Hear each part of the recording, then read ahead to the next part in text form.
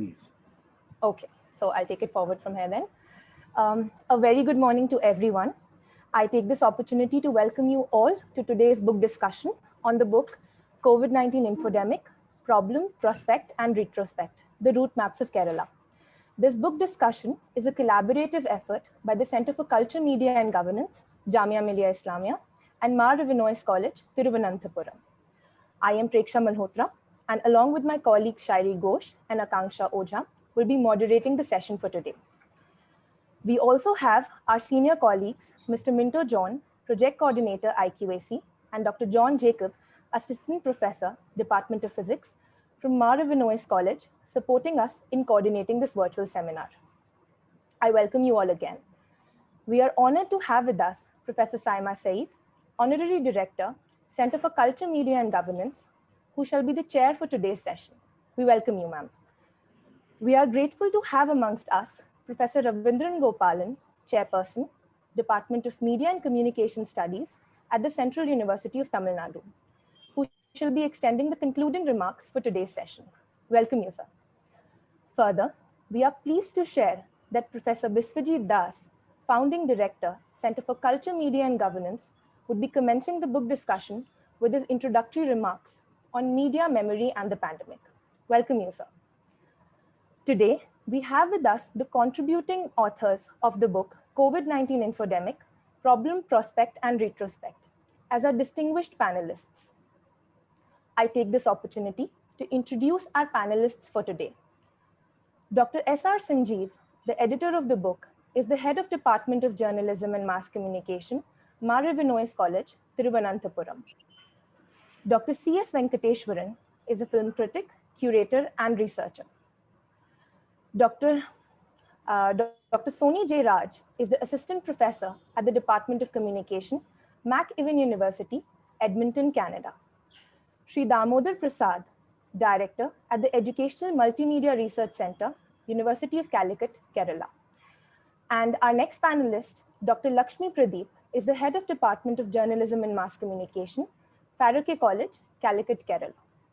I again extend a very warm welcome to all our eminent speakers for the day. In order to maintain the decorum of the session, we have posted a few guidelines in the chat box for all the participants. We request you all to kindly adhere to them. And in the interest of time, I urge our speakers to keep their presentations concise. Now, I would like to invite Professor Saima Saeed to conduct the proceedings of today's session and deliver the chair remarks. Over to you, ma'am. Much, Pareeksha, for a very warm welcome, and really happy to see such a big panel and also so many participants. So absolutely delighted this morning to have this book discussion. One of the things is that I'm feeling already very left out. I haven't read the book, so I will not be able to make very specific comments on the chapters. But what an illustrious list of people, and it is a topic which is very important and close to our heart, as the pandemic is still raging, and we talk of the third wave. And a lot of perspectives have come in, sociological, especially the kinds that have come on psychology, and of course the economic side of it. But for us media scholars, I think it is very important to look at the huge aspect of the any other pandemic has sort of brought that out and buttressed the issue of the infodemic and misinformation and disinformation. Of course, we're all aware that WHO has already spoken about it and sort of ratified it as an infodemic. And so the kind of loss and damage that is done because of that. Also, the whole issue of how does the practice, the journalistic practice and the medical practice come together on one axis, and how we are able to relay information about the infodemic. The whole idea of data surveillance, I don't think was ever bigger than the kind which has emerged today. And of course, this sort of sutured along axis of depolarizations, be it because of myths and superstitions that may be cultural or sociological, or the kind of medical practice and the issues of capitalism that have emerged in tandem with the infodemic, that have sort of raised new questions of how we go about dealing with a pandemic which is acutely mediatized by the information that we receive on an everyday basis. So, of course, there have been reactions which have been very strong in Steve, from panic mongering to looking at basic issues of data and how data is sort of manipulated, to deeper aspects of what really does this information do to the human mind. So it's important for us to sort of engage at the different levels that we see, to engage at the level of surveillance, and to look at how populations and our own medical practice and systems sort of respond to these. And we've seen our own responses have sort of acutely varied from the first wave to the second wave, and how our own reactions to sort of the vaccination have changed over a period of time. And that itself, I mean, if we were to do some kind of a panel data, we would be able to see how respondents have sort of completely gone from one side to the other. So the whole issue of how is science communicated, and where does the test of empiricism and positivism of science lie, and how do you really communicate that to the average people? Is this data something that can be reliably understood, or is there anything called reliable information? To complete confusion about all of this being sort of a waged war. So these are also extreme ends. On the one hand, we are trying on different algorithms and trying to test the veracity of the data, and figuring out the verisimilitude of information that is sort of let out by the most trusted and well-placed organizations, including our own.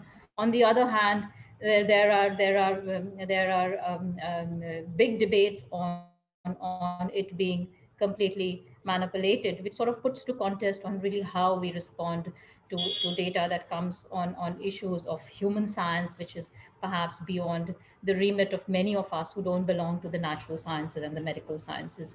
So it's significant for us to sort of sort of look at these, and look at the issue of how we are going to communicate future information, not necessarily maybe a pandemic, hopefully not, but future information about science, and how is science then communicated and also understood, and how do responses get tailored because of that kind of information. So very interesting panel, and interesting discussion, and I don't want to take your time because we have a lot of speakers. And thank you so much for inviting me, and thank you so much for joining us this morning. So with those remarks, especially I want to thank Dr. Sanjeev and his entire team, and Professor Ravindran Gopalan is here, and of course Professor Das and all people, and I think Chindu Sridharan, he's also there. Yeah, I've sort of contributed in his earlier book. So hi Chindu, good to have you here this morning. We are meeting online after a gap of few years. So thank you so much, all of you, and we hope to engage on this very important subject in years to come, because there's no sign of the pandemic waning. Anyways, we are going to be writing and talking a lot of this in the future. Thank you so much. Thank you, Preeksha. Thank you so much, ma'am. Uh, Thank you for your insightful remarks and comments. And now I take the opportunity to invite Professor Biswajit Das to please introduce the book and deliver his lecture on the topic Media, Memory, and the Pandemic. If you could take over, sir. Thank you, Pareeksha. Professor Saimel Saeed, the Director, Center for Culture, Media and Governance, Dr. S.R.Sanjeev, Professor Ravindran, and all my fellow panelists. It's actually a delight to read the book edited by Dr. Sanjeev, titled COVID-19 Infodemic. I hope you can see the book. So, I mean, the contributions in this volume are absolutely fascinating, reflecting the concern, anxiety, tension, and finally interrogation of the present social and information order. There are almost 14 papers, excluding a longest preface by Dr. Sanjeev. One actually sometimes wonders, how does one do justice to such a diverse themes, stretching from surveillance to risk management to cartoons, gender, and so on, in lieu of an introduction by the volume to weave the common thread and the arguments. Probably the editor embraced diversity of ideas and arguments as so as to explore possibilities to problematize the idea of infodemics in Indian context. I mean, hence probably the need for a long preface. I congratulate Dr. Sanjeev for this daunting task, as well as liberty provided to individual contributors to maintain a kind of a logical consistency and coherence in the arguments throughout their papers. I would also like to congratulate them as well for this bold venture. Is there any problem? I was actually wondering, I was wondering why infodemics? Why infodemics? I think the editor subscribes to a delusive notion of control society. I leave it to the editor to engage at a discursive level to problematize and qualify the recent digital movements during COVID-19 as infodemic rather than pandemic. How does one understand the shift from Foucault's disciplinary order to delusive society of control during pandemic? I'm sure our esteemed colleague, Professor Ravindran, is also with us, who is another specialist on deluge, and I'm sure he would also throw some light on it. I would like to elaborate on the basis of few points randomly picked up from the volume. Trust me, I'm not selective, and my apologies for not doing justice to all the contributions due to paucity of time. And with all humility, I would also like to express that I may not have expertise to comment on their scholarly rigor and contributions. Past 14 months have been a difficult moment in life and still continuing to hunt us as the recent pandemic becomes the news agenda around the world. I mean, the lockdown virtually made every human interaction impossible and raised suspicion, mistrust, fear, and anxiety in the people's mind. And we have crossed several phases. One does not know when one ends and the other begins. I mean, each phase may be construed with its own narrative. I mean, these narratives stretch from complacency to confusion, normal to pathology, and ethics to morality, and finally, even you can say despair to hope. I mean, what are the cultural resources available with the press for such reporters? How much has it gained insight from the earlier pandemic that hit the Indian subcontinent in 1897? I mean, the recent reporters in media does not seem to learn much from the earlier experiences.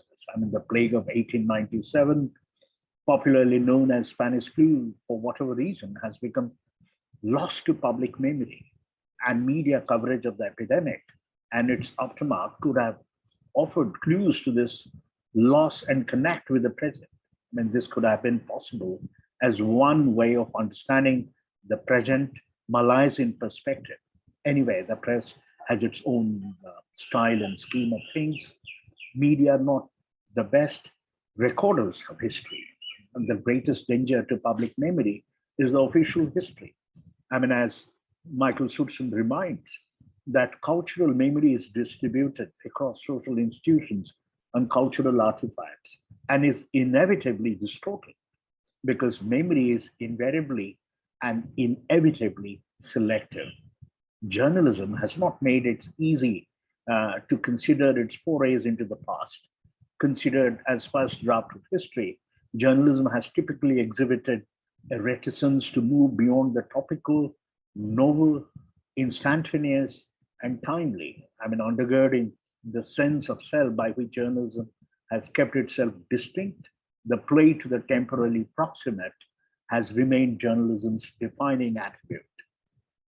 But in an era of increasingly blended performative domains of recycled narratives, pictures, and impulses that are no longer identifiably tethered to one point in time, of information that seems to come from nowhere, a recognition that journalism regularly and systematically looks backward is long overdue. I mean, in the early 20th century, plague was India's one of the deadliest maladies. It ravaged India seriously for 2 decades, and sporadically thereafter from its outbreak in Bombay city in August 1896. I mean, it took at least 12 million lives and probably many more. I mean, available press reports suggest that the epidemic not only induced fatalities, disrupted ordinary life, leading millions to evacuate their homes and camps in fields. I mean, India suffered terribly far more than any other country. I mean, people avoided crowded assemblages and vehicles. Cities across India took control of the spread of the disease, including adjoining courts, banning the sale of liquor, cancelling public assemblies, closing industrial plants, to allow working populations to live for home gradually without overcrowding, what you call closing theaters, schools, saloons, and finally asking that religious rites be discontinued. I mean, it also made it sure about efforts of health officials to mobilize shortages and sickness among doctors and nurses, problems with burying the large number of bodies, insufficiency of hospital beds and dispensary facilities. I mean, they spoke of the optimism of health authorities that the epidemic would soon be under control and warned readers that worrying about influenza was more dangerous than disease itself. Spreading helpful information, not rumor, was what the press was supposed to. And in subsequent months, the news periodicals wrote of methods of what you call prevention, progress in the search for a vaccine, and efforts to better organize healthcare and government agencies to fight the illness. I mean, soon you find the narratives change. It accused the government of unreadiness, indecision, and delay. There is remarkably little by way of private correspondences or personal memoirs to shed light on what has been dubbed the greatest pandemic in the world history. In fact, uh, Jim Corbett, uh, in his account of what we call man-eating tigers of Kumaon, described how during the epidemic, corpses were dumped in the jungle for want of any other means of disposing of them. The bodies were found by leopards who acquired a taste for human flesh and so became man-eaters. An anecdote that begins with human mortality becomes a story of animal predation. I mean, leopards, not people, change their behavior. In a state of uncertainty, media becomes the only source to know about the world and the surroundings due to forcible confinement. The media narratives deal with varieties of sources and talking heads from the established institutions of present society, science, state, business, and military who attempt to anticipate what cannot be anticipated. Probably Socrates has left us to make a sense of the puzzle. I know that I know nothing. The media messages were filled with attention to minute, often graphic physical details about the illness and deaths. These details serve to give a narrative structure and function as an implicit contrast to the public images visible in widely reproduced photographs and visuals. I mean, such attention to the dying, dead body simultaneously sensationalized and medicalized is a new development in Indian society. I mean, a fascination with all things shocking and lurid was unquestionably a larger feature in both India and beyond. However, the ways in which the themes of death and disease were interwoven with images of publicity suggest more than just a voyeuristic interest in the lives of corona victims. I mean, the key narrative feature in press coverage of these deaths and the interplay between body and image and fascination with the physical suffering suggests several interpretive possibilities. While carefully staged, images projected a sense of timelessness and perfection. The physical demise of the bodies that these images preserved spoke to the hidden reality of the transitory nature of life. I mean, discussion and public debates in media revolved around risks and danger. I mean, it involves the idea that such skepticism towards scientific reasoning and knowledge is increasing. These new risks have widespread repercussions and not restricted to one geographical location. I mean, one has to note that media's interpretations vary according to the self definition of the respective nations. I mean, media needs to provide an impartial account, but not possible without the precondition of media to move away from a catalyst to an actor, which is quite underdeveloped in our imagination. And there are some important questions here. Where lies the independence of media? Where is their power? I suspect that their space for action is much larger than one would experience. I mean, the experience of risk represents a shock for the whole of humanity. No one predicted such a development. I mean, the present risk tears down national boundaries and jumbled together the native with the foreign. I mean, risk here transcends the idea of mobility, where the idea of distant other becomes the inclusive other. Hence, one must find the meaning of life in the exchange with others rather than encounter with the other. How do we live in a shadow of the global risks? When old certainties are shattered or are new revealed as lies, there is no other way except to treat the contemporary society as a risk society, where the officials and the media professionals are continuously engaged in debates, prevention, and management of risk without realizing that these risks are manufactured and produced by them. I mean, well, to certain extent, it has managed to bring under control the contingencies and uncertainties like cyclone, earthquake, climate change, and terrorism are, you can say, a case in point. I mean, all such observations may be true, but they may miss the most obvious points about risks. The key distinction between risk and catastrophe. Risk does not mean catastrophe at all. Risk means the anticipation of catastrophe. Risk exists in permanent state of virtuality and become topical only to the extent that they are anticipated. Risks are not real, they are becoming real. Risks are always events that are threatening. Without techniques of visualization, without symbolic forms, without media, etc., risks are nothing. I mean, it is irrelevant whether we live in a world which is in fact, or in some sense, objectively safer than other worlds. I mean, if destruction and disasters are anticipated, then that produces a compulsion to act. I mean, the recent reverse migration is a case in point, although it is a sheer compulsion. But the question arises, why they alone? What was their status in the city life? There is an ongoing process in the job market where unskilled or low qualified jobs are outsourced or replaced by machine, so that the low income groups in society do not have any opportunities for getting a job, and they do not experience in the integration into society and identity building through work anymore.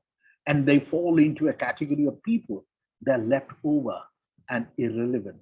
They form a group of people where the old differentiations between work and capital, rooted in industrialized modernity and its class society, does not have the same meaning anymore. And global risks are expression of a new form of global interdependence, which cannot be adequately addressed by way of national politics or by the available forms of international cooperation. I mean, all of the past and present practical experiences of human beings in dealing with uncertainty now exist side by side without offering any ready solution to the resulting problems. I mean, how to live in times of uncontainable risks? How worried should we be? Where is the line between prudent concern and crippling fear and hysteria? And who defines it? Scientists whose findings often contradict each other, who change their minds so fundamentally that what was just safe to swallow today may be a cancer risk in 2 years' time.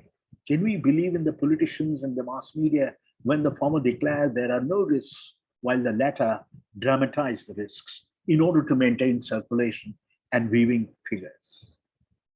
I try to depict some of these portrayals of anxiety and perhaps learn something about Indian collective consciousness and memory.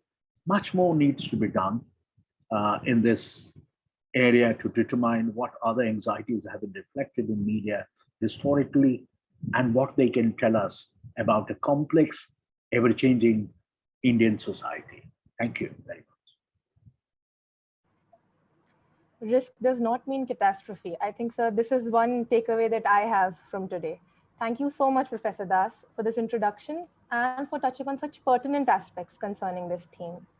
Now, I would like to invite Dr. Sanjeev to deliver his lecture on surveillance and sanitization, datafied individuals in pandemic panopticons.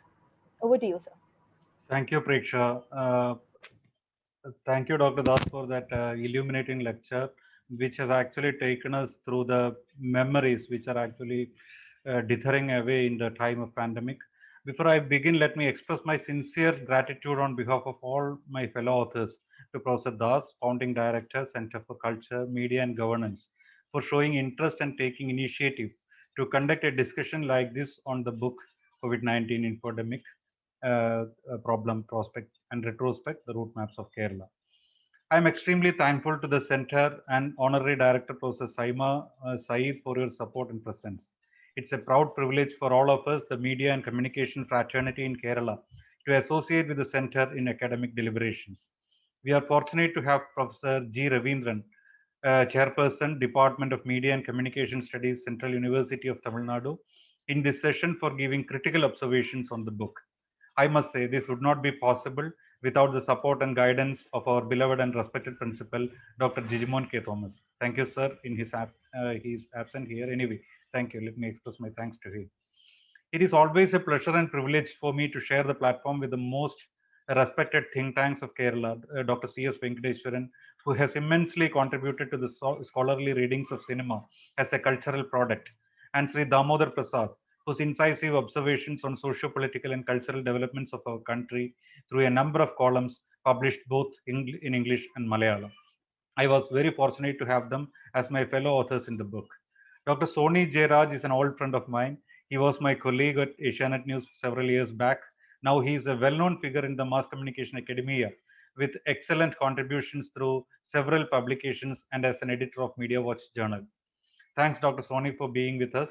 Also, we are privileged to have Dr. Lakshmi Pradeep, head of the Department Journalism and Mass Communication, Farooq College, who has given us unique and much needed reading of the pandemic condition through a gendered lens.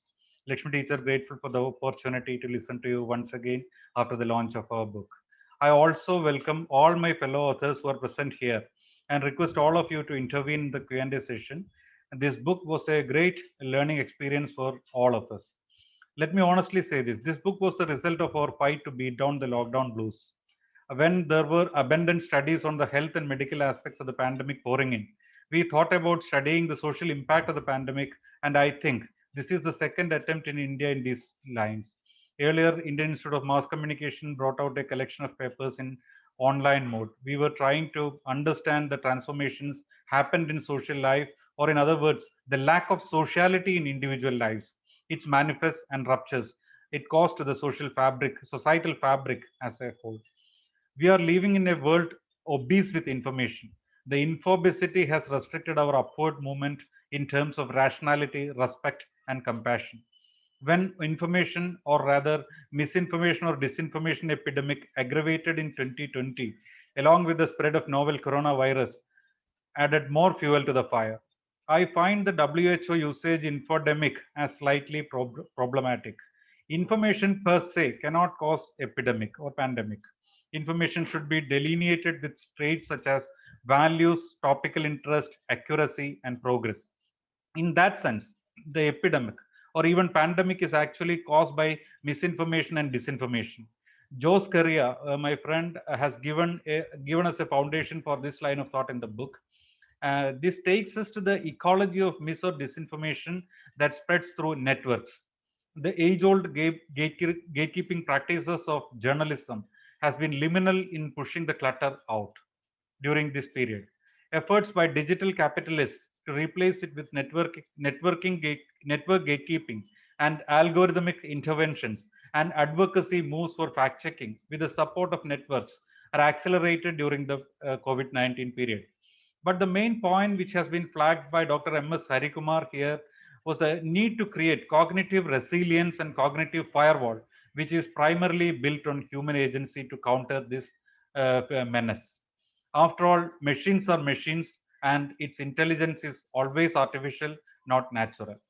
We have seen disastrous impact of the pandemic on human lives, which was augmented by the lack of empathetic mode of governance, use of socially distanced and quarantined context of disease as an excuse for misappropriation of power, and dictatorial zeal on democracies all over the world. By installing and institutionalizing voluntary work of youths, timely interventions to deal with the social alienation by communities and migrant laborers, channelizing the capacity of women through organizations such as Kudumbasri and distinct channels of communication right from the top, Kerala was somewhat successful in presenting a lesson to mitigate the social impact of COVID-19 in the initial phase. However, even with a vibrant oppositional political structure in action, there were instances of police excess, imposition of colonial laws, and imprudent lockdowns in the state. The route maps of Kerala to mitigate the effects of pandemic has been historically evaluated in the book by Sri M.G. Radhakrishnan, who is the chief editor of Asianet News, and similarly, Dr. N. Muhammad Ali, who is the head of the Department of Calicut University Department, contrasted the approaches of national and state governments and found authoritarian seal in governance and democratic practices adopted by the central government. This view was echoed in Dr. P.P. Shaju's evaluation, and he reaffirmed significance of decentralization and local level participatory governance as the significant step in achieving better results by the state in the first wave. Dr. Abdul Munir had drawn out a map with Donald Trump, Narendra Modi, and Pinarayi Vijayan as center points, which highlighted the political goals in pandemic communication. An inside view of the conventional media systems were given by Sri B. Srijan and Sri Nandagopal Rajan, who are working with the Indian Express Group, which analyzed the threats not necessarily in terms of capital crunch alone, but in terms of derailing the fundamental premises of media practices itself. Now, moving on to my theme, let me briefly present the main arguments that have been put forth in my chapter. And this would be an extension or reflection of these arguments based on the subsequent developments since October 2020.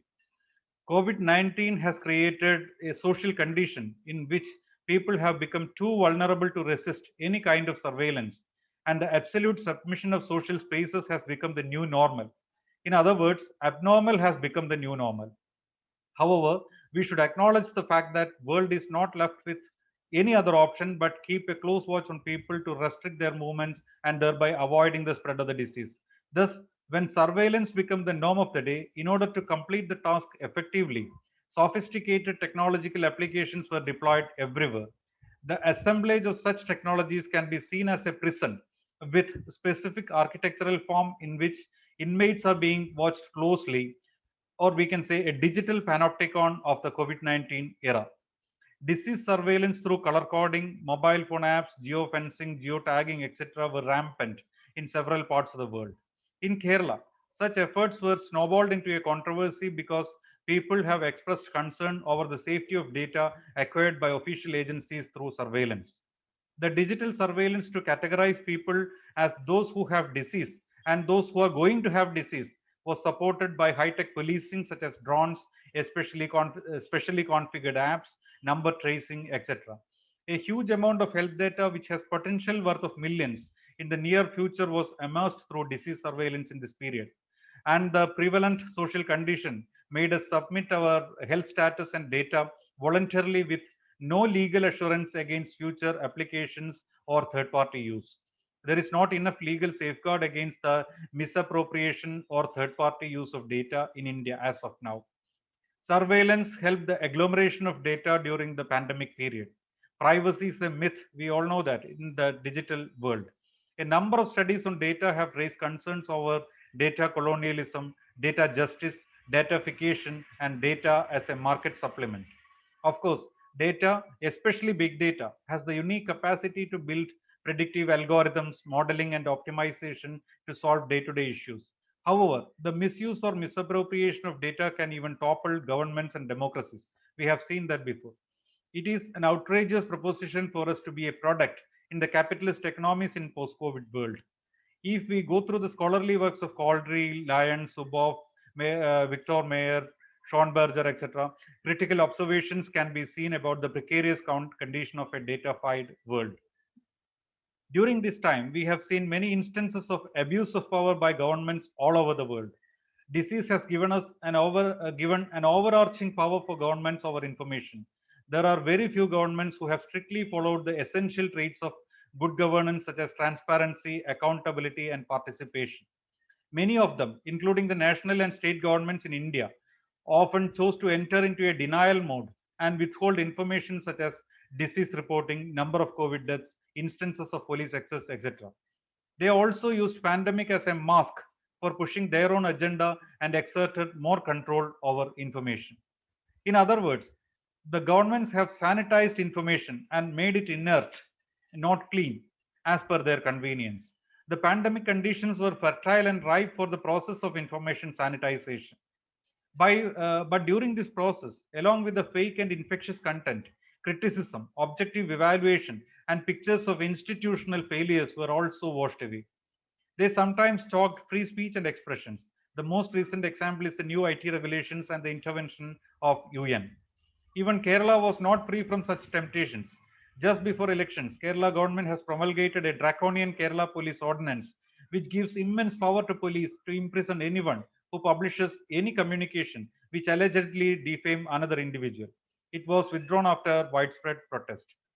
COVID-19 led digital media exchanges have not only led to the identity affirmations of marginalized, but also led to the misplaced identity affirmations of the dominant ideology proponents, militant nationalists, polarized narratives, etc. The pandemic has augmented the knowledge gap hypothesis in the realms of mass media to information divide in the digital media ecosystem. It deconstructed the very notion of information by undermining its essential attributes such as reliability, verifiability, facticity, and certainty. Let me sum up. The Kerala roadmap of fight against COVID-19 has some noteworthy aspects. One is the state has developed a better health support system, at least in primary sector, over the years. The system was evolved historically through missionary interventions, royal rule, renaissance movements, and competitive democracy.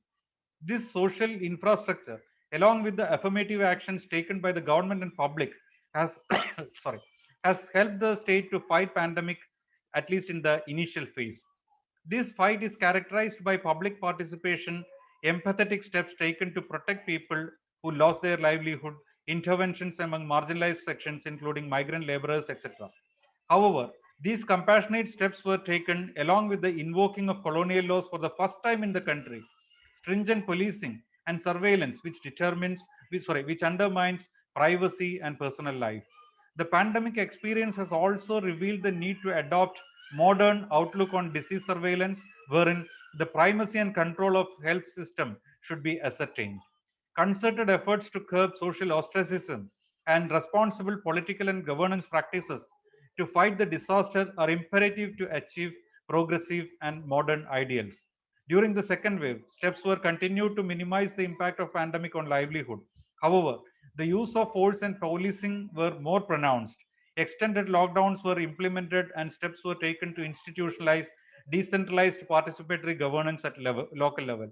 Vaccination is progressing and little brothers such as five-star private hospitals, insurance agencies, etc. are in play along with the big brother.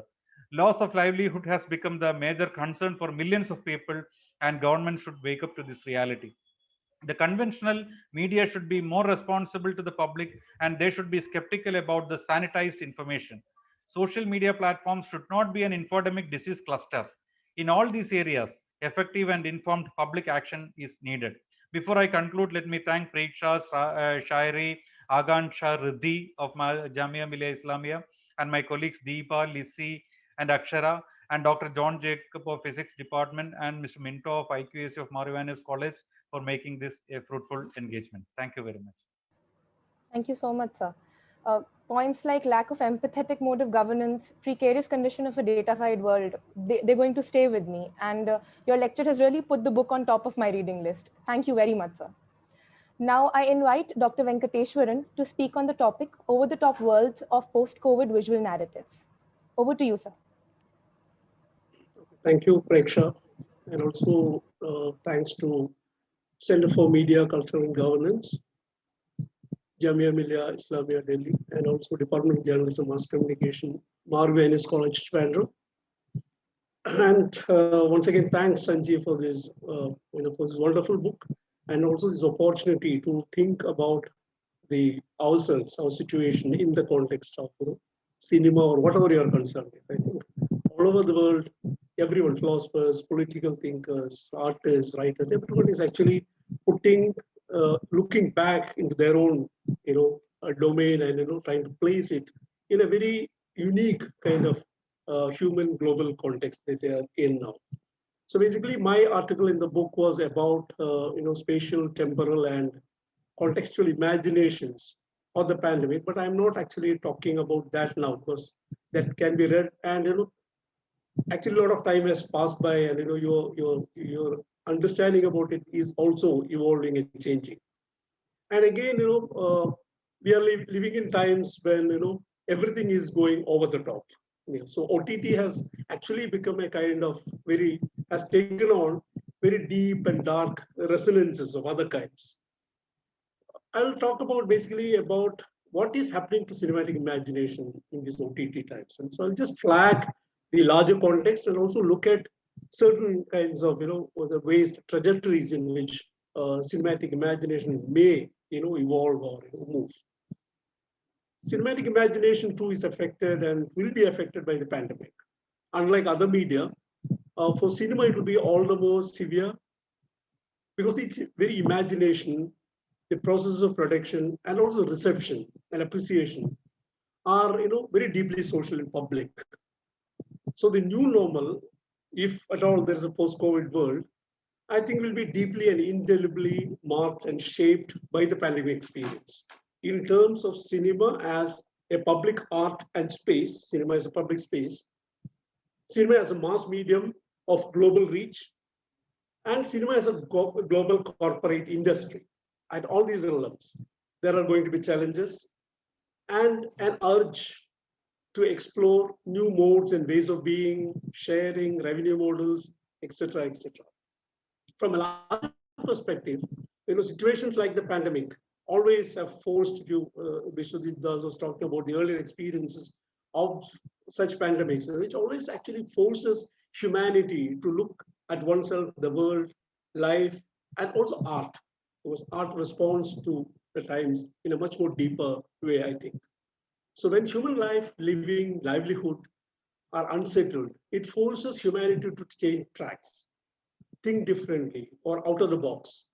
It could, maybe on the one side, it could be a kind of realization about the limits of what is, of the status quo, a kind of reevaluation or rejection or rebellion against it in terms of thinking, in terms of governance, in terms of politics, in terms of the very modes of our social activities and all that.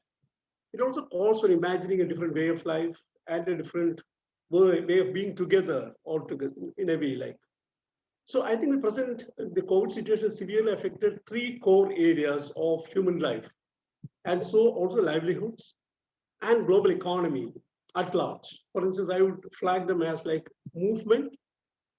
Next one is communication and exchange. Thirdly, interaction and interface. All these are deeply affected.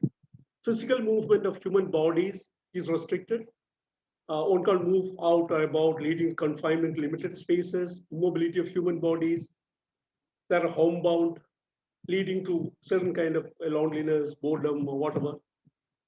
Restrictions upon communication and physical exchange, which actually forces people away from public gatherings, social gatherings, and shift to virtual and online modes of communication and exchange, transforming our relationship with an experience of the material and humans around us. Likewise, the impossibility of human physical interaction limits physical interface between and coming together of human beings, which is again all kinds of transactions pushed to virtual and online modes and realms. These shifts, I think these huge shifts that are happening deeply affects our life at least at three crucial levels. One is as an individual being, as a personal human bodies at the biological level, and also as a social being, as a social and political bodies that inhabit the physical world, where we interact, congregate, whatever. Then again, a species being, a human species, I think the COVID situation is actually, the nature staring back at the human species. And the whole human species looks like one single body, the whole humanity, where the virus is freely traveling around, across boundaries, across all kinds of boundaries. So the fact of humans as a species being itself is, staring us in our face. So these shifts naturally changes one's relationship to and awareness about oneself, society, and the world. As an individual meditative spiritual self that reflects and thinks, as a political being that acts in the world, and as a planetary being that exists on this planet. So I think it is going to have huge repercussions, or it is giving us a kind of opportunity to think at our life at all these levels. So these changes at these three levels of the meditative reflective self, the social and political being, and the understanding or realization of the fragility of human life as such, calls for different kind of imaginations about human body, self, life, death, about society and sociality, and also about our oneness, our species nature and responsibility as a species, like the whole Anthropocene age that we are living in. So all our notions and understandings and questions about the fragility of our existence as human species, our notions about life, all these are called into question. So these are also actually very deep aesthetic questions as it concerns, truth, ethics, and also beauty. Our notions and experience of time, space, context also change in such situations. As I argue in my paper, in the book about cinematic imaginations, taking some films as examples of how it works with, the context of temporality, spatiality, and also context. In the case of cinema, I would say it is characterized. I think cinema, in its basic sense, it is characterized by three important and crucial qualities. One is, I think, it's globality. It has always been a global kind of media. Second is its hybridity, its ability to actually, adapt and, imbibe all kinds of other kinds of media into its form and into its, its economy in a way, and also its publicness. So I'm talking about globality, hybridity, and publicness. What is happening to cinema in all these levels? Because these characteristics or qualities of cinema that determine the form, content, politics, and also the aesthetics of cinema. These actually, influence or mold the form of cinema, the content of cinema, its politics, and also its aesthetics, and also the modes of control over its production, distribution, and consumption. So while in a way, if you look at the globality aspect, and hybridity to a great extent has been exacerbated or energized by the COVID situation. But if you look at publicness of cinema, it is severely affected. So, cinema is no longer a kind of, it doesn't have this kind of publicness because it is forced, because by publicness, I mean the experience of watching cinema in a common space like theater, halls, where audience congregate, sit in the dark, alone but together, and watch huge images projected onto the screen. Actually, no other art form or visual entertainment format, however easy, intimate they may be, have been able to substitute this magic of cinema as a public art. So how will cinema overcome this enforced ban of COVID on its basic characteristic of publicness is a huge question, I think. I think the aesthetics and thematics of post-COVID cinema will be shaped by the way these tendencies and basic characteristics of cinema are going to work out, or how it is going to pan out. For instance, you have this, I'm just flagging certain points, like the restriction of movement of people, congregation of any kind, affects cinema at all levels. As I said, at production, you need a lot of people to produce cinema, and also you need people to congregate to watch cinema. So at the production level, at the reception level, you need congregation of people, you need sociality for it to function. So there is a kind of isolation of people in audiences. There is their domestication, or where they're being confined to homes and hooked to their electronic devices. That has happened with COVID times. So in response to that, media industry, visual media industry has migrated to personalized, domesticated modes of reception. which is becoming more and more popular. And again, in the larger context, there is also this shift to e-learning and education, e-education, which is actually necessitated, and it was sponsored by the state, it was necessitated by this COVID situation. So what happens is it makes every home a smart home with internet connectivity. And so actually, in turn, a potential OTT consumer. You're opening up the huge market to these streaming platforms. The education, through education, what is going to enter is you're actually opening a floodgate to global media. So all these have actually triggered the growth of OTT platforms, streaming platforms. So what happens in streaming platforms, you look at the change in content in the last 1.5 years, is that one is like, as I said, there is a shift from bigger screen to smaller screens. At the same time, there is a kind of shift from short to longer narratives. All these stories, you're shifting from films to a kind of series watching, which again is linked to a different kind of viewing experience where you're actually addicted to it. You're actually binge viewing is what is happening. You're hooked onto it and you go on watching it. So and there is a kind of shift to binge viewing instead of a reflective kind of watching that is associated with cinema. And again, there is a kind of, if you look at the narratives, there are so fast and tense kind of narrative paces, which forbids a reflective and contemplative relationship with the image. Actually, it is actually transforming our relationship with the visual image in a huge, huge way. Actually, very, very viscerally, in a very liminal way. It is actually transforming our relationship with image. Again, there is this huge focus. If you look at this, all these series narratives, there's huge conflict, focus on human drama. It's conflicts, crime, violence, men on the run. These are the basic themes of all these, new OTT series. So all this creates a different experience of temporality in a way, I would say. Time is compressed, made finite, and there is an overwhelming feeling of time running out, which is also something related to COVID. There's a certain kind of uncertainty, certain kinds of unpredictability in the air, which is again very much visible, very, very, very, is you can feel palpable in these series also. There is a kind of compression of time.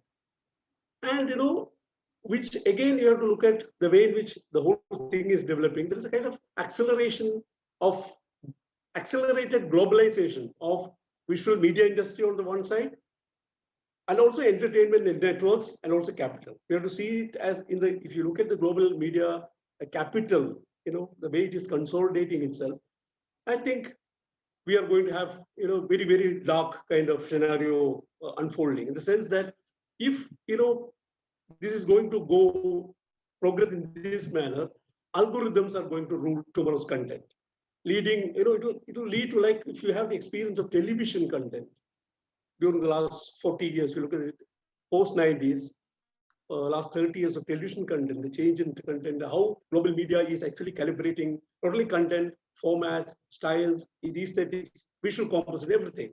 So I think this algorithm, the rule of the algorithm, the hegemony of the algorithms, that Netflix, Amazon, and all these, whether it be Facebook or WhatsApp or Clubhouse, which is the new chat, all these are actually as we already mentioned, huge mechanisms of surveillance of algorithms being created, which is, I think, which I fear is going to lead to a huge homogenization of content, uniformity of narrative formats and storytelling, and also aesthetic styles.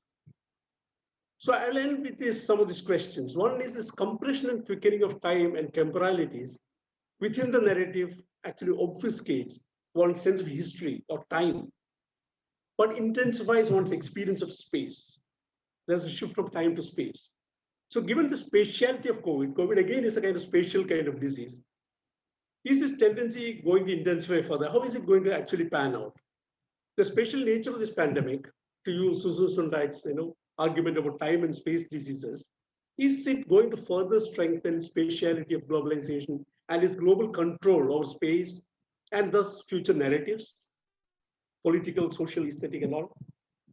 Again, how is global media capital? Another crucial question would be, how is global media capital, which is hugely centralized and corporatized, as we know, the whole global media industry is controlled by 5 or 6 transnational corporates.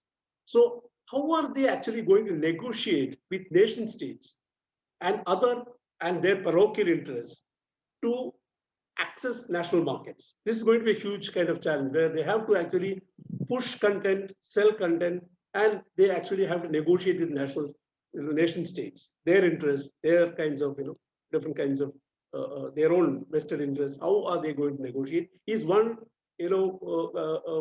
thing that is going to actually influence or the trajectory of the future narratives. Again, the question of hybridity, which is again another characteristic of cinema. Is it going to be more and more of technical nature? Hybridity in terms of techniques, in terms of technical, technical kind of, effects and all kinds of, production quality, rather than on local imaginations, different kinds of temporalities being expressed, indigenous narrativities, and that of global localities. Is it going to be that kind of, is it going to make possible such hybridity, such kind of, diversities, or is it going to actually, this hybridity is going to be restrained or confined only to the technical aspect of it? Again, will publicness be totally undermined, substituted and replaced by individualized, personalized and domesticated forms of access, sharing and viewing, making it more and more a virtual rather than a physical experience? Lastly, will cinema be able to explore other ways of being together in the post-COVID situation? Other forms of social imagination, sociality, can it imagine? From the pandemic experience of panic, death, and social seclusion, will it be able to generate and imagine counter narratives of time, space, and context? If so, how is it going to reimagine human beings and humanity at all levels, as individuals and persons, as social and political beings, and also as a species? Thank you. A shift from short to long narratives. What an academic way of articulating binge watching, sir. Thank you so much, Dr. Venkiteswaran, for this pandemic perspective from the lens of visual narratives. Further, we have Sri Damodar Prasad with us for a presentation on cartooning COVID. Thank you. Over to you, sir. First, let me unmask myself. Thank you, Dr. Sanjeev, Dr. Biswajit, Sir Saima Said, Pareeksha, for giving an opportunity to have a discussion with you. Thank you. I also share my attitude with the other participants, my fellow authors of this book. I will present a few cartoons. Then, along with that, I will, as sort of a commentary, I will share some ideas. So I'll be sharing some cartoons. I'll start with that.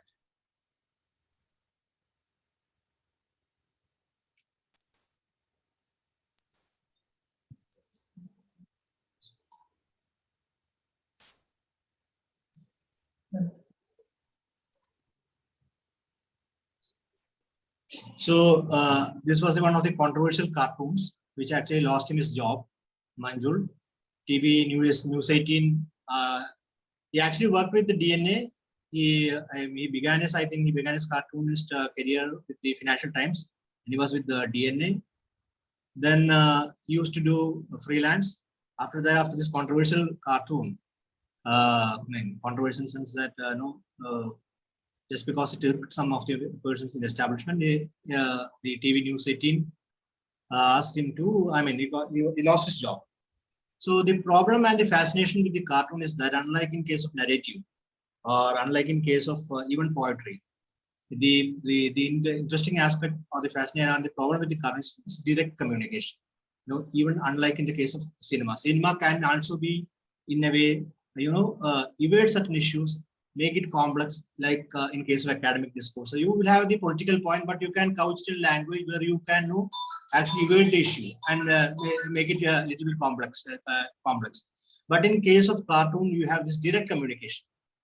So cartoonists always run into problem. For the time during the emergency, actually Ovivision and Dejindra Puri, both for that 2 years, they did not do any cartoon. They actually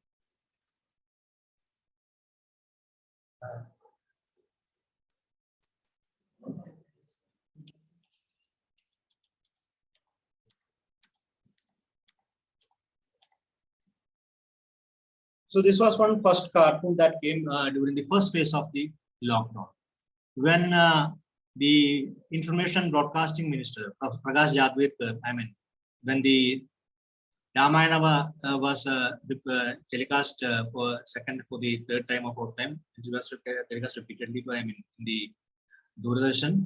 He had a tweet where he was sitting comfortably at his home, very closely sitting and viewing. And immediately there was a response to his Twitter image, and then he later withdrew. But this cartoon came next morning. So the epic of compassion, watching the epic of compassion, Ramayana is not an epic of compassion. And this kind of footprints actually shows the kind of situation. There was an exodus of migrant labor from the capital city.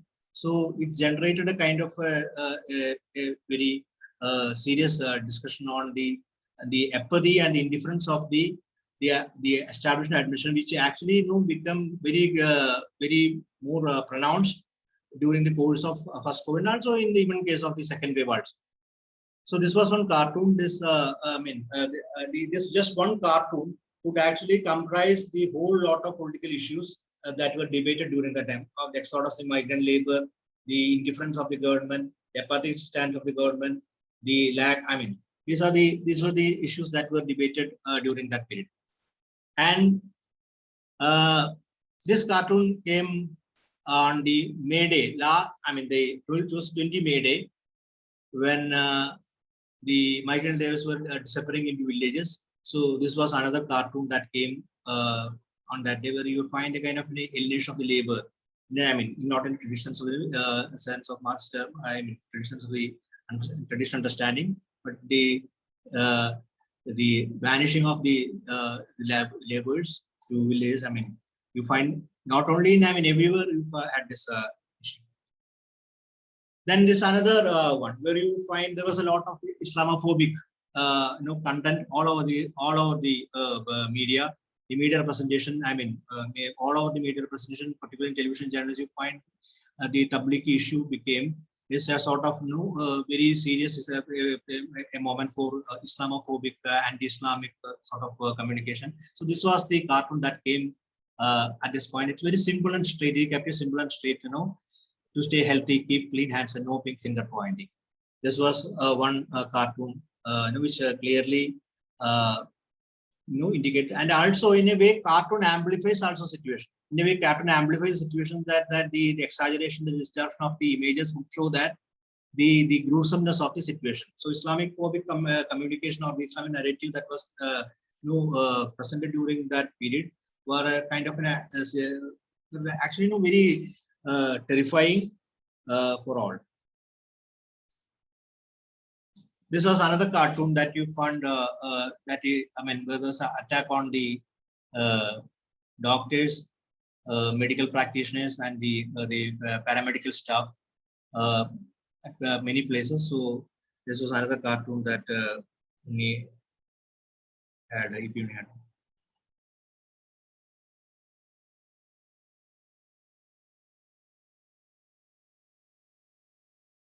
And this was during Trump period, and it was during the Trump period, and he was actually threatening that that antibiotic should be. I find it very difficult to pronounce that name of the antibiotic. That antibiotic should be given to US, and this was the cartoon the need for that.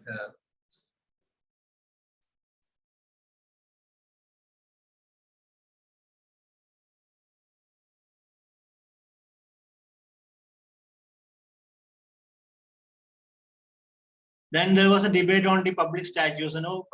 Public statues were being beheaded during the George Floyd after that incident. So there was a debate on that. So and reflecting on that, responding to that situation, also in the case for having public statues in India, and erecting statues of all leaders, and having kind of statues even of the gods and demigods. So this was a response to that kind of thing.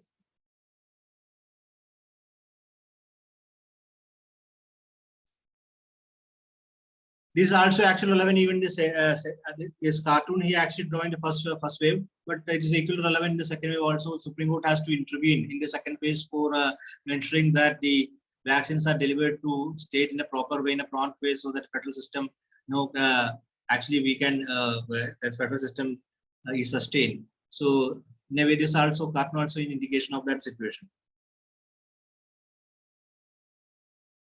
Where the states were looking at the central government for more help and more kind of benefits, but there was a discussion on that because I mean this debate was also there during the vaccination stage, because you have three kinds of pricing: a price-based pricing for the center, a different kind of pricing for the state governments, and the state government did not have the adequate wherewithal to get the vaccine. So this cartoon also in a way amplifies the situation, but also in a way directly communicates about the situation.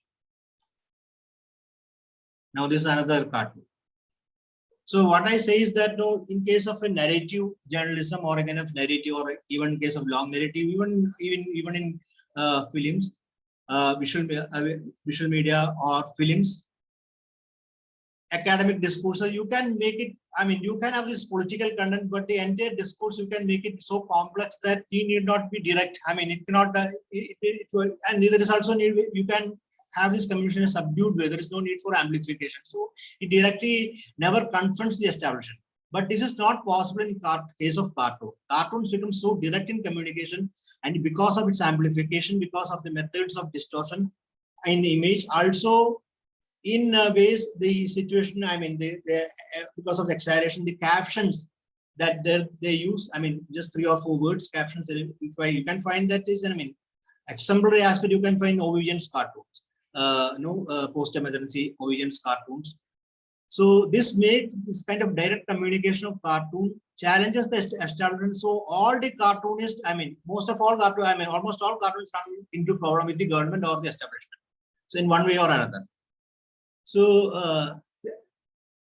so in a sense that in every in the print media, and it's also the, I mean, the evolution of the cartoon from the 18th century, the political cartoon, you find that cartoonists and cartoon have been seriously affecting the establishment in a way much more than the narrative journalist or a narrative non-factor kind of journalist. And particularly in our context, when you have this kind of factoid journalism gaining supremacy, database journalism supremacy. And it's difficult to even for a layman to figure out what's in the data. You can actually fudge with the data. But this kind of cartoonic communication becomes so direct, becomes so too obvious, too truthful, so that you can't just evade from. So the cartoonists and the cartoon necessarily run into problem with the establishment. So in that sense, there is a certain elements of subversion for this public art of communication. I mean, cartoon is a public art. So these are the, I mean, there are many other cards. I'm just only showing, I mean, a few of them. So other things I have written in the article. My article is based on the first wave, and I only looked at EP Uni's cartoons, which is response to the first wave or the first wave. And now you have like Manjul's cartoon, Keshav's, Suryendra's cartoon Hindu, then Sadish Acharya's very direct cartoons. Then you have Sudhir from Deccan Herald, Deccan Herald cartoon. So I mean, I am getting all this through my WhatsApp. So there is another possibility of reflecting on the cartoons of they have their response to the second wave and to the COVID situation. Thank you. This is what I have to share. Thank you so much, sir. Thank you for capturing this importance of cartoons in expressing thought and their ever-evolving nature, which could not be even hindered by the pandemic. Thank you. Now, I would request Dr. Soni J. Raj to give a presentation on mediations of a volatile world. Over to you, sir. Good afternoon to you all, and it's late night over here. It's after 20 years I'm seeing CS in voice and in live, because when I was practicing as a journalist, every day used to bug him during the film festival time to get his views, comments, opinions, and the things captured the most diverse perspective of the foreign films screened in the first Kerala Film Festival, and also the Indian International Film Festival done by Maldi Sahai at Trivandrum. So it's really nice after 20 years to see a Doyen who enlightened us, who taught us many things. Anyway, let me jump into the chapter and contribution. I'm too lazy. It's because of the compulsion of Sanjeev. He was bound to give a chapter after his several phone calls. My chapter was basically arguing that a lot of fragmented voices uh, became the voice of the world, or many voices became the one world. The organized multinational corporations who own, operate, and control the content of 97% of the world population became helpless, and the others became the voice of the world. I was trying to define it as something like a fragmented cooperatives from different parts of the world. Uh, Maybe we can call it as something like a glocal or a hyperlocal or phenomenon such that. This chapter was written during the first wave, but my perspective on this COVID or pandemic and things changed drastically because the mediations happening around the globe is entirely different. Uh, that mediations, maybe in a simpler term, I would like to define media over people and people over the media. So I would like to take the screen with my small PowerPoint presentation and that I hope you can see this. Can you Yes, all sir. see? Yes, Yes. yes, yes. Yes, sir. So this is the volatile nature of the world in images at present. And it's so uh, confusing. It's so chaos, and it's all everywhere, everywhere. And moving to this volatile, uncertain, complex, and ambiguous world, human or individual, we are leading through the eye of this storm. We are leading through the real crux and quintessence of this global state of confusion, or global state of what we call the pandemic. I will use the words of Shimandebo in her very philosophical writing of that. That is this: the mediations, how chance and choice converge to make us who we are. The first and the foremost mediations media made to the human being is how to make us who we are. It is written in one of the most beautiful book essay, all said and done, The Ethics of Ambiguity. Uh, I was thinking many times about this particular quote and this particular analysis. The chance of getting us knowing each other, the choice of things available before us. That is the real mediation, whether it is a local or a global media made in front of us.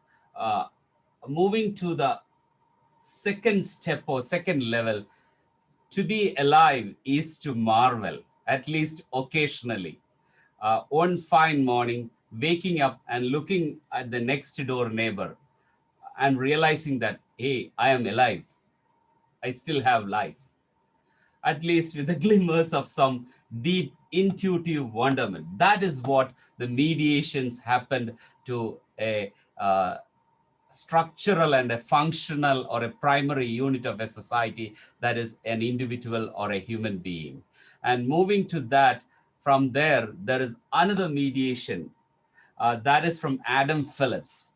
The value of our unlived lives, the lives which we haven't lived. Our lived lives must be a protracted mourning for, or an endless tantrum about the lives we are unable to live. But exemptions we suffer, what forced or chosen, forced or chosen, that we recognized, that we realized, and make us who we are, whether it is forced by the system, the establishment, the power structure, and the things which we had chosen, whether it is sanitizing or masking or quarantining or whatever zones of restrictions. So that make us realize who we are. And Adam Phillip deeply investigate on humans' state of anarchy and the unlived lives. The whole global media, where the or the local media, whatever it may be, the unlived lives we must be thinking about and recognizing that here I am and here we are. And moving to Shimandebo again, media in terms of life. Let us take this quote. Life runs back through time and space to the very beginnings of the world to its utmost limit. We learned our limits. We learned our restrictions. We learned our controls. We learned our power. And media made us, or whether it is with a disagreement, we given something to the media at this time, and media given us back the time and the space. Lot of things have to be defined. And concluding the quote, in my being I sum up the earthly inheritance and the state of the world at this moment, of time and space before me as an individual and as a life existing, is the biggest mediation, whether it is a local or the global or a hyper local or a global media had given to us. Moving forward, let me come into more and more formalized mediations which is going to happen. The mediations of identity, we call it as we were taught that you were millennials, you were romanticists, you were that sort of classification is more. Now it is vaccinated COVIDians. The time is defined as the pre-pandemic and the post-pandemic. And here, this is what the media given to us. That is, whether you faced COVID, are you vaccinated, and do you have a certified vaccination document to prove that? That becomes the identity of the individual. Any form, any kind, any way, it will be becoming a mandatory requirement. I was thinking that when we apply for a visa for Australia, they will ask you to take a list of 18 vaccines from hepatitis 1, A, B, C, booster, all those, typhoid, all those things. Now our identity in our transits, in our boundaries, in our territories will be vaccinated COVIDians. That identity is going to happen in a post-pandemic world. That is another mediation. And now the nationality. We all heard about that. A big war, a big propaganda, a big struggle of this is the thing. Our boundaries perished, our territory is diminished, and we learned the new terminology of vaccine nationalism. It's not for the weapons the global nations were fighting. It's not for the geography or territory. It is not for the economy. It's not for the money. That all comes at the later part. But now this is what it is. We will be facing, or we recognized, or we realized the vaccine nationalism. Here it is, the rise of vaccine nationalism. The rich countries pre-booking and the poorest of the poor. And this reality is projected in front of us, whether it is people to the media or media to the people. I will show you another very interesting statistics in that manner. Coming to the next mediations, the reach and impact. As uh,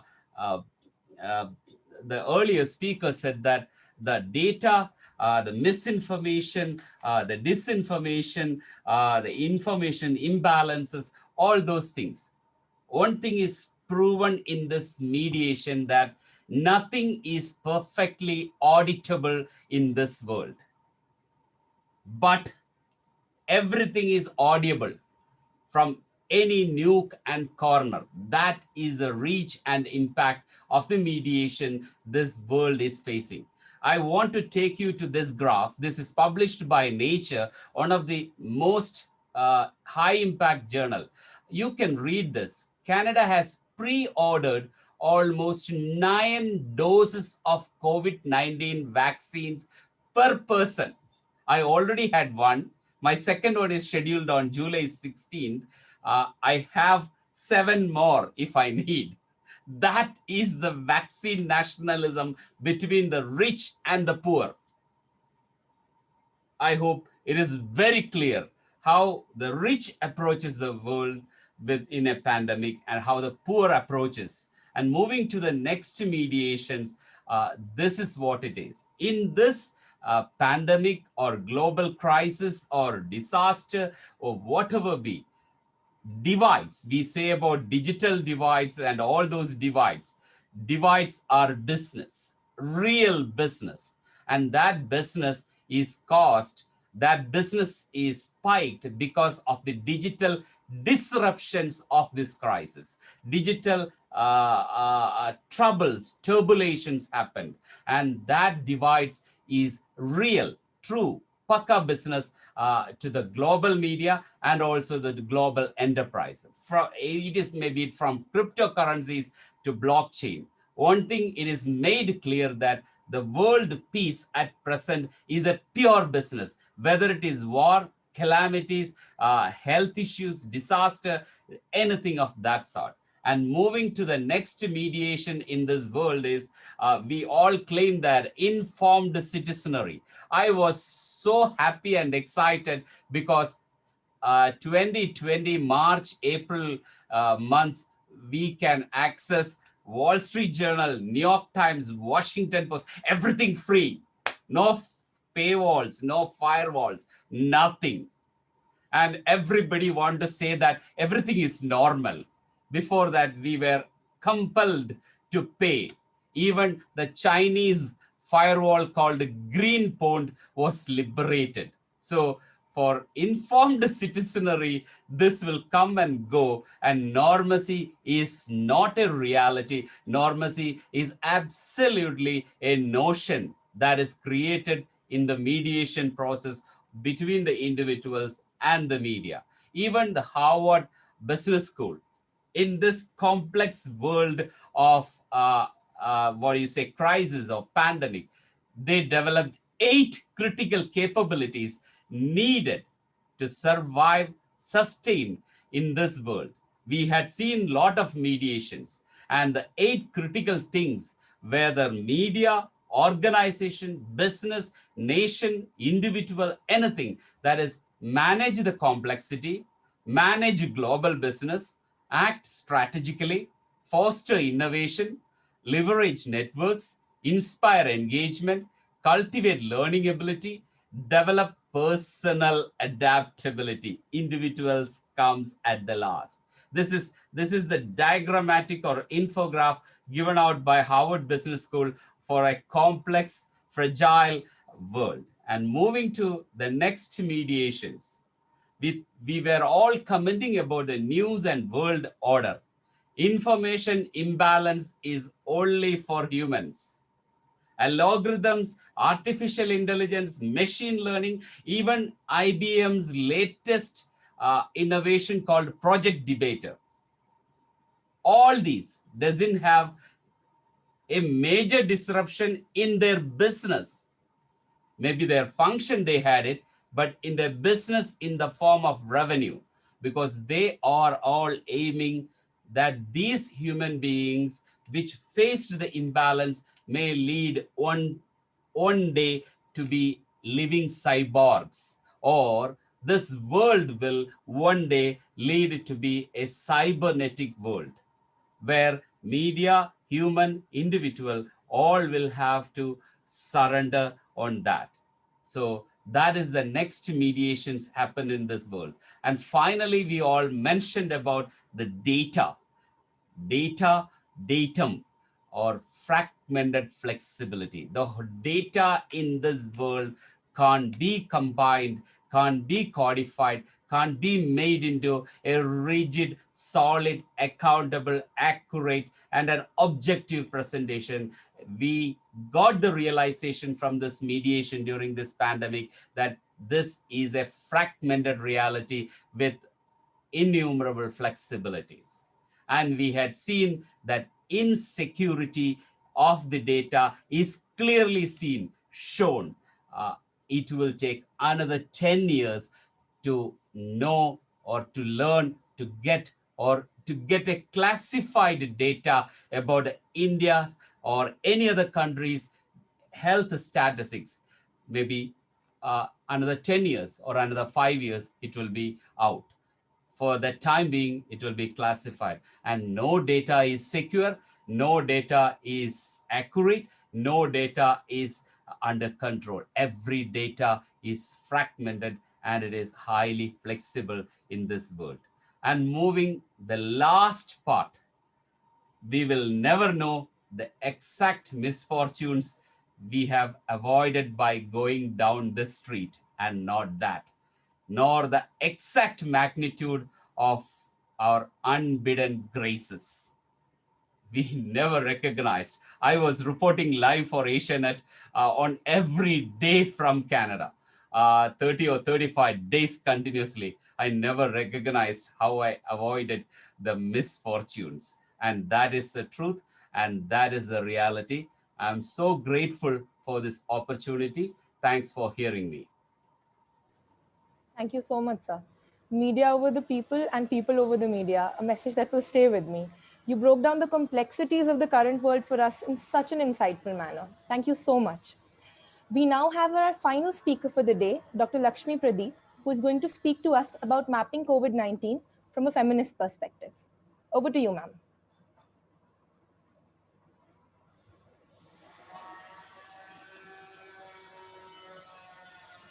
Ma'am, please unmute yourself.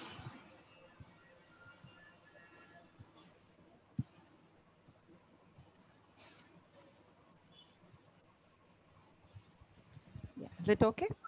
Yes, Yes. ma'am. Thank you. Thank you. Okay. Thank you so much. So, dear professors, media academicians, and my dear students, I think it's a pleasure to get a chance to share a few thoughts with the teachers and the students of two prestigious institutions, the Center for Cultural and Media Studies, Jamia Millia Islamia, and the Ivanios College. Let me express my appreciation for the teachers of both the institutions for this initiative of bringing together institutes of excellence and for also showing us new ways of communicating in this pandemic. I think it's always a pleasure to talk to students across the Indian spectrum, Delhi and Kerala and so on, right up to Canada, I think. I also appreciate Dr. Das, Professor Seema Said, and Sanjeev, all the panelists. Thank you so much. I would like to share a few thoughts on the shadow pandemic, or rather the, yeah.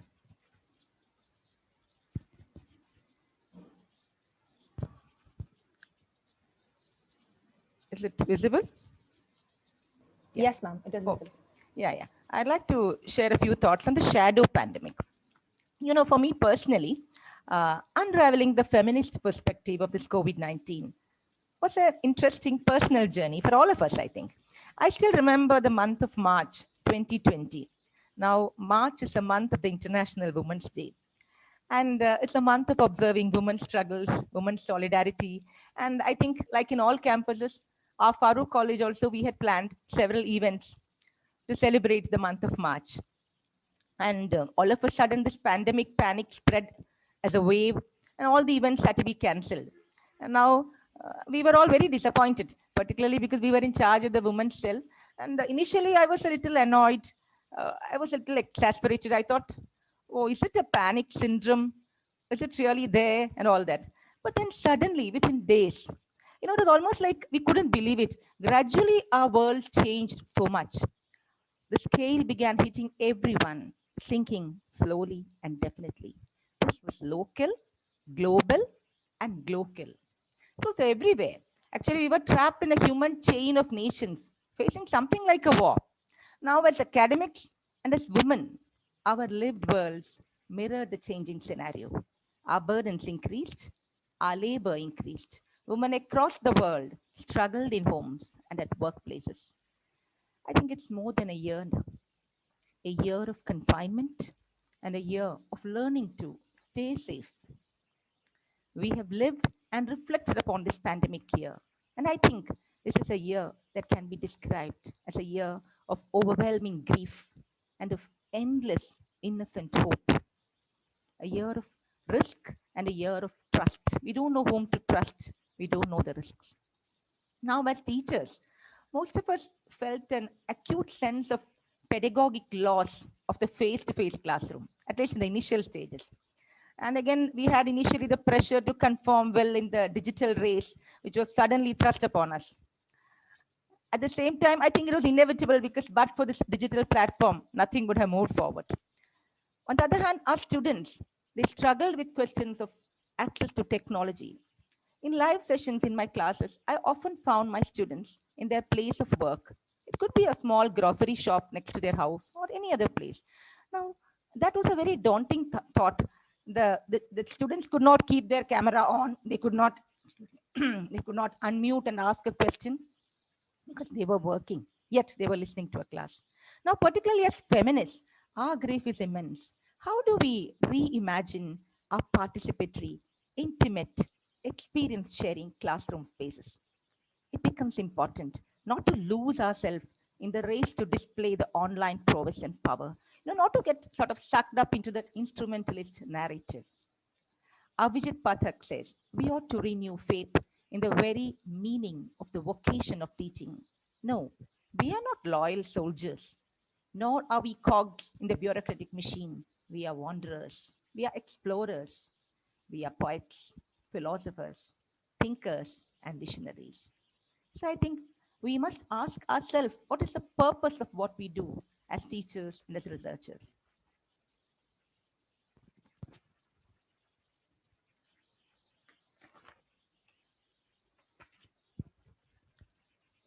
Now, I'd like to come to the question of the digital divide. Let me speak a few words of Michelle Alexander. In her seminal work, written in 2010, she wrote the preface of the same book 10 years later on. It was in the context of the racial system and the public justice system in America. So she said, it has been an astonishing decade, 2010 to 20. Everything has changed, yet nothing has changed. And I think the same thing is very true of the pandemic year too. On the one hand, all of a sudden the pandemic has shown to every Aam Aadmi, every common person, how much we have advanced in the digital world. Although it must have been done earlier, but now it's common and obvious to everyone. And yet, on the other hand, nothing seems to have changed when it comes to the great divide between the haves and the have-nots, between the rural and the urban milieus, between genders. And as we all know, economic disparities are on the rise, and when they increase, caste and class distinctions become more pronounced. Through this process, the marginalized, which include women, children, sex workers, disabled, migrant labor, Dalits, tribals, they get the double punch. The media has rarely turned its lens on the disadvantaged. We all know that. The gender gap, even in our COVID vaccination drive, is high, with only around 870 women vaccinated for every 1,000 men.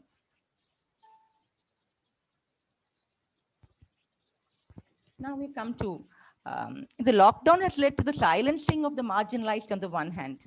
It has produced an entirely new vocabulary, or rather, an anti-vocabulary on the other. The careless and sometimes the ignorant use of words makes one reflect how deeply ingrained are the patriarchal and hierarchical ideas and how hurtful these ideas can be for some sections of the society. In a society filled with caste, class, and religious differences, the term social distancing reiterates the age-old Indian custom, which has stopped members of different castes and religions from sharing meals, from sharing a room, or the concept of untouchability, or menstruating women being kept at a distance. The World Health Organization eventually has dropped the terminology of social distancing, and they've started using the new term physical distancing. But even till now, The government websites continue to use the term social distancing. And as the new normal itself becomes the catchphrase and brings with it the divisive vocabulary such as stay safe, stay home, work from home, online classes, Google Meets, and so on. The semantics of the new vocabulary has indeed questioned the identity of the marginalized and excluded those without an access to the internet.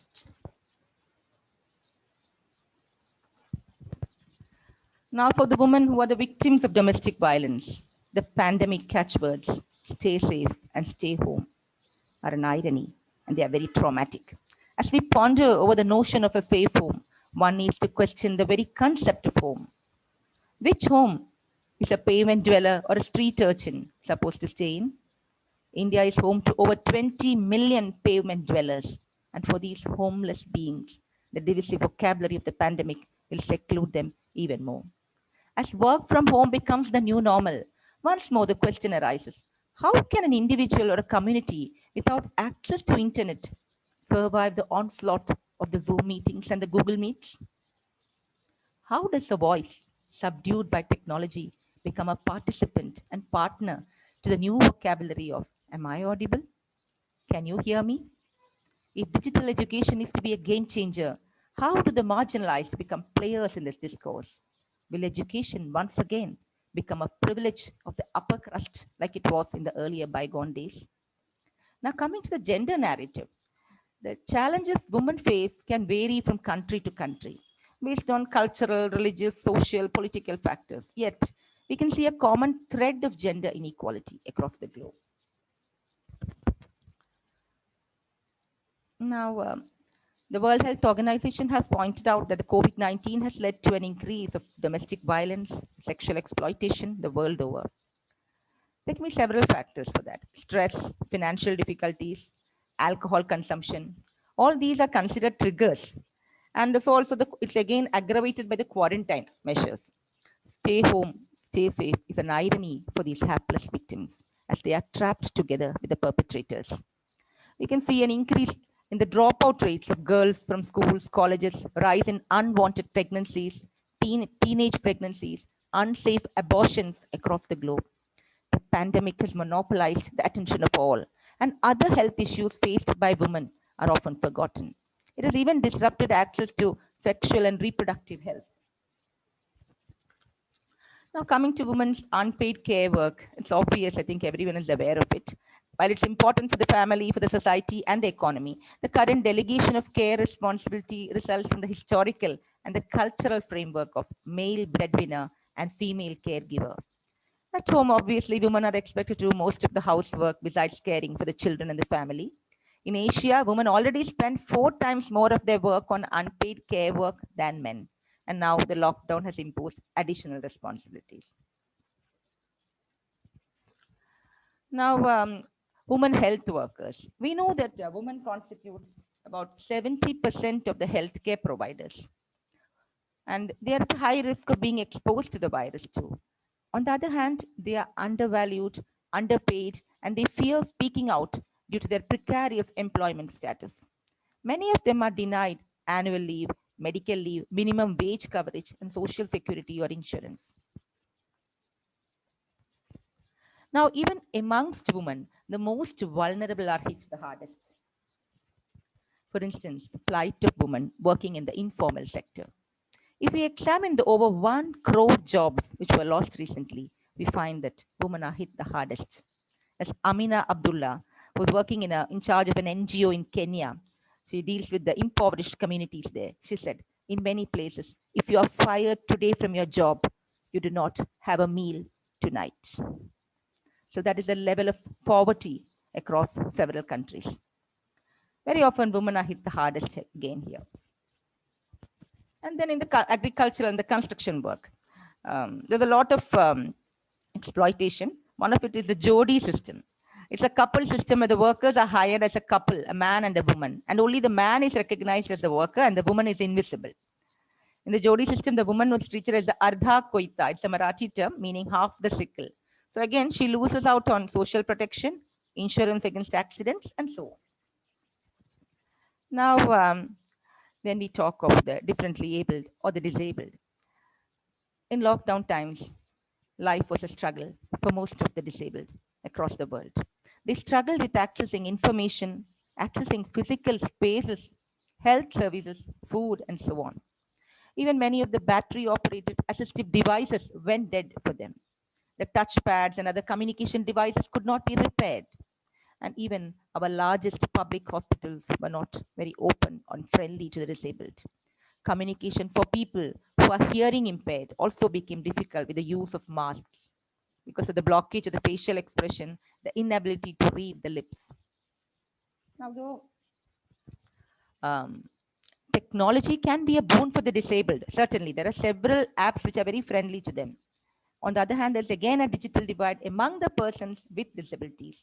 Those who are tech savvy and have resources, they can still access education and get on with their work. But the others, on the other hand, the violence against women with disabilities, that is also a very alarming issue, since many disabled women tend to be socially isolated and economically dependent. So very often we don't come to know about it. At the same time, in the midst of all this, we can see that several states have done excellent work. Even in Kerala, they have prepared lists of people who are disabled on a panchayat board level basis and given them all possible help like counseling, advanced pension payments, even supplied them cooked food when it was difficult for them. Also is also the case in Karnataka, Chandigarh, and Mumbai. They offer counseling. Many states have done good work, yet some of the states have lagged behind. Now I come to Dalits. You must have, as Professor Das had said about the plague which wreaked havoc in Bombay in 1897, more than 100 years back. All of you must be familiar. Now the archived reports of the time describe Bombay city as a battlefield with government officials and the local people fighting. The fights were over house searches, hospitalization, disposal of dead bodies, and so on. Men could not tolerate the sight of their wife's hand being held by a health worker. The high caste Hindus refused to eat the food served by those from the lower caste. And eventually the British government of that time in 1897 decided to give in to these caste prejudices, and they set up 36 private hospitals along the lines of caste.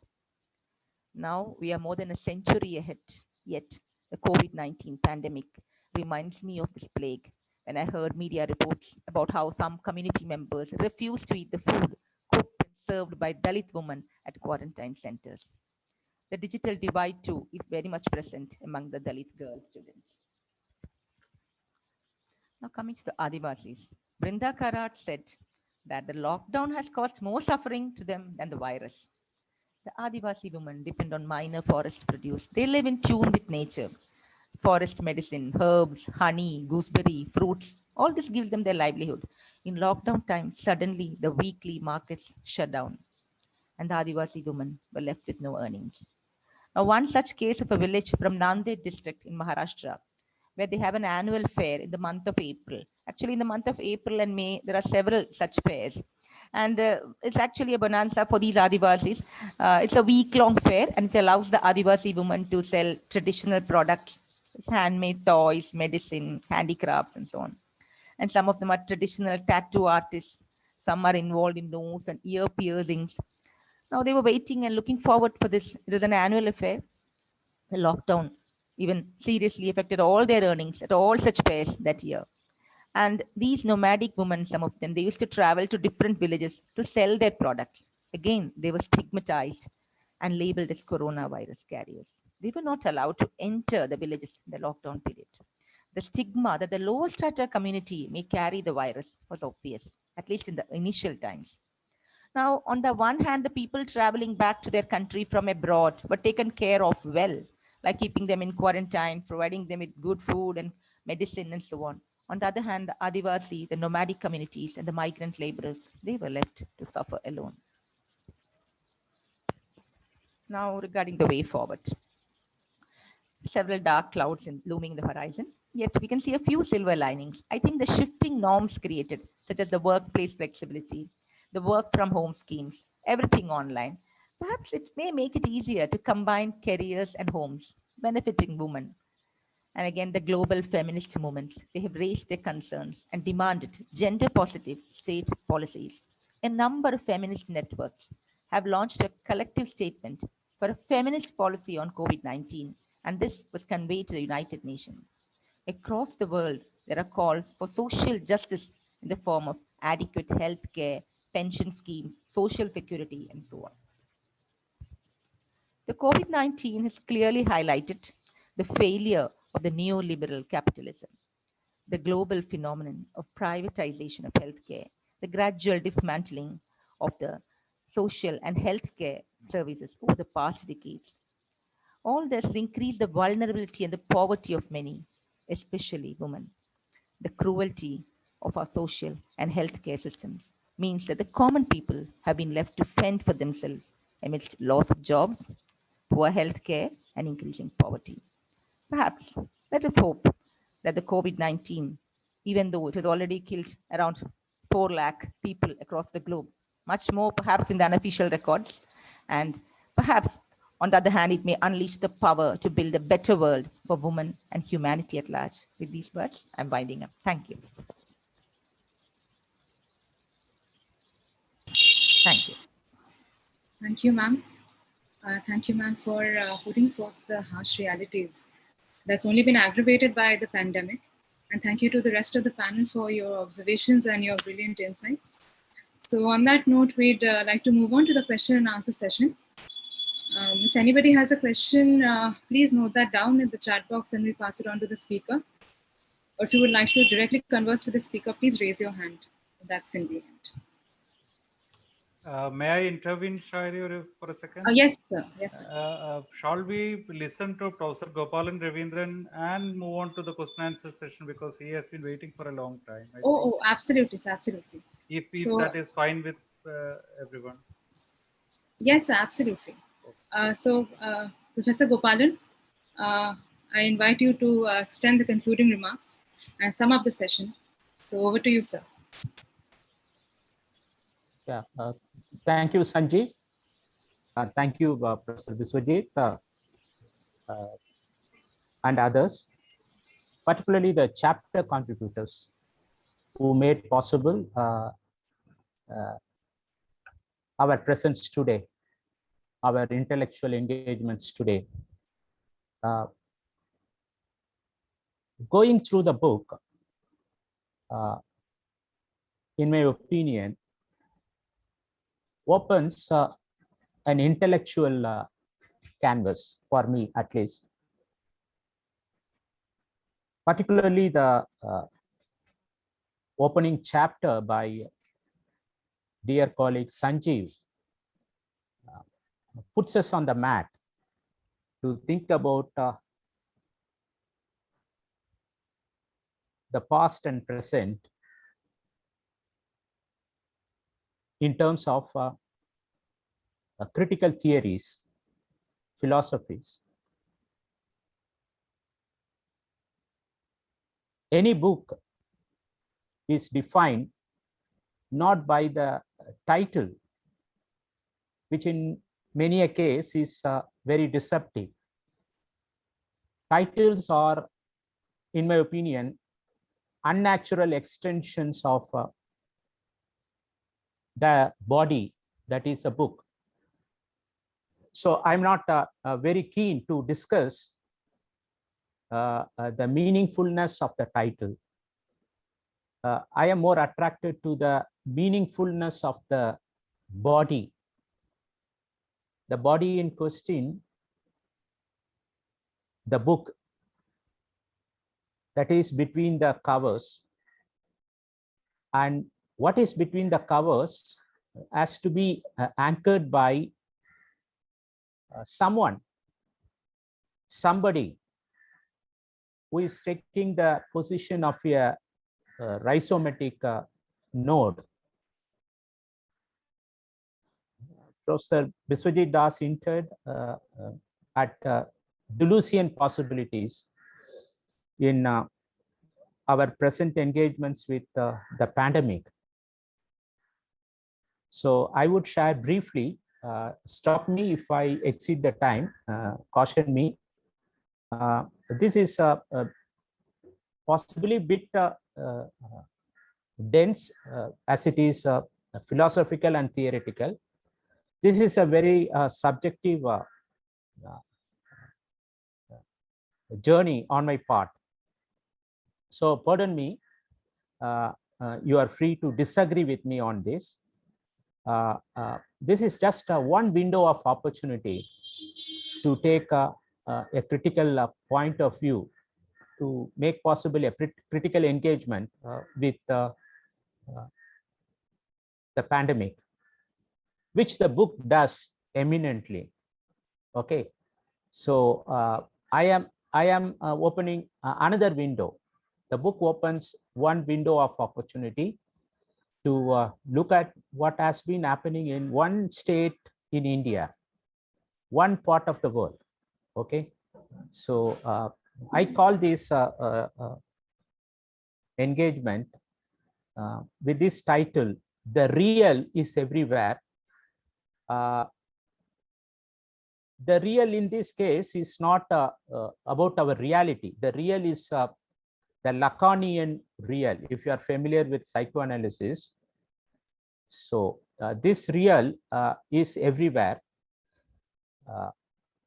And I have titled today's concluding remark as "The Real is Everywhere, comma, a contemporary detour through theory." Detours through theories are a necessary intellectual opportunities. As Stuart Hall once said famously about cultural studies as a detour to theory, to share thoughts, my thoughts here as concluding remarks. Even though I strongly disagree with the notion of conclusions, if you are a fan of Deleuze, or if you are a fan of critical philosophy, you don't start with conclusions. You don't believe in conclusions. There is nothing we can conclude about our present engagement with the pandemic. We don't know anything about the pandemic. Conclusions are bad as they can only be endpoints of subjective linear threads which are artificially constructed as works of fiction with a beginning, middle point, and end point. To conclude is to take a filmic position, in my opinion. To conclude is to take a position of a fictional narrative. It is a compulsion. Conclusions are born out of a compulsive nature. Okay, philosophical engagement should not be born of compulsive nature. The book in discussion opens a Deleuzian and Guattarian rhizome. Rhizome, if you are familiar, is non-hierarchical. It has no beginning and end. Rhizome is a metaphorical appropriation of a philosophical worldview to put us on the mat of helplessness. So I am here using the Deleuzian notion, Guattarian notion of rhizome to understand that we are actually in a state of helplessness. Rhizome makes us understand that if we are steeped in hierarchical orders and wisdoms of positivism, which is other name for science and technology, and what counters them in the form of philosophies and critical theories, in either case, we are on the mat of helplessness, in my view. Kerala's encounter with COVID-19, as captured from multiple vantage points in this book, edited by young colleague Sanjeev, is undoubtedly a stirrer of the hornet's nest. I admire the book for its intellectually grounded critical orientation. The critical orientation I am referring to is not about the conventions born of critique or criticisms. Do not mistake the book to be a bundle of critiques or criticisms. But it is tied to one constant in most of my talks and writings, and that is quoting the vision of Max Horkheimer, one of the pioneers of the Frankfurt School of Thought. He said that to be critical in theoretical and scholarly orientation is to cause a change for the humanity of the future. We are not here to cause a change in our contemporary lives. Max Horkheimer never believed that change in contemporary lives is possible. If at all we are going to cause a change through this book, it will happen only in future, not immediately. The book will be a cause for change in future to work with the future waves of COVID and other oncoming pandemics. I liked in particular the foundational chapter, as I mentioned earlier, by Sanjeev, which seeks to deploy a broader canvas of surveillance to engage with the goings on in Kerala, taking a hit at a range of targets, including the antiquarian loss of epidemics to the changing locations and context of Panopticons. Reading the book is not a gloomy experience because of its subject matter, COVID. On the other hand, many of the chapter contributors are brimming with notes of optimism. Living in contemporary times is numbing. Henceforth, it will be a bit difficult. I apologize for that. Living in contemporary times is numbing, not because of the tragedies unfolded by the pandemic, but by the multimodality of our engagements with the reality through narratives that are defined and anchored by the numbers. Numbers have become our devils, ranging from tens, hundreds, thousands, and millions of numbers, indicating the toll of dead, infected, cured, getting cured.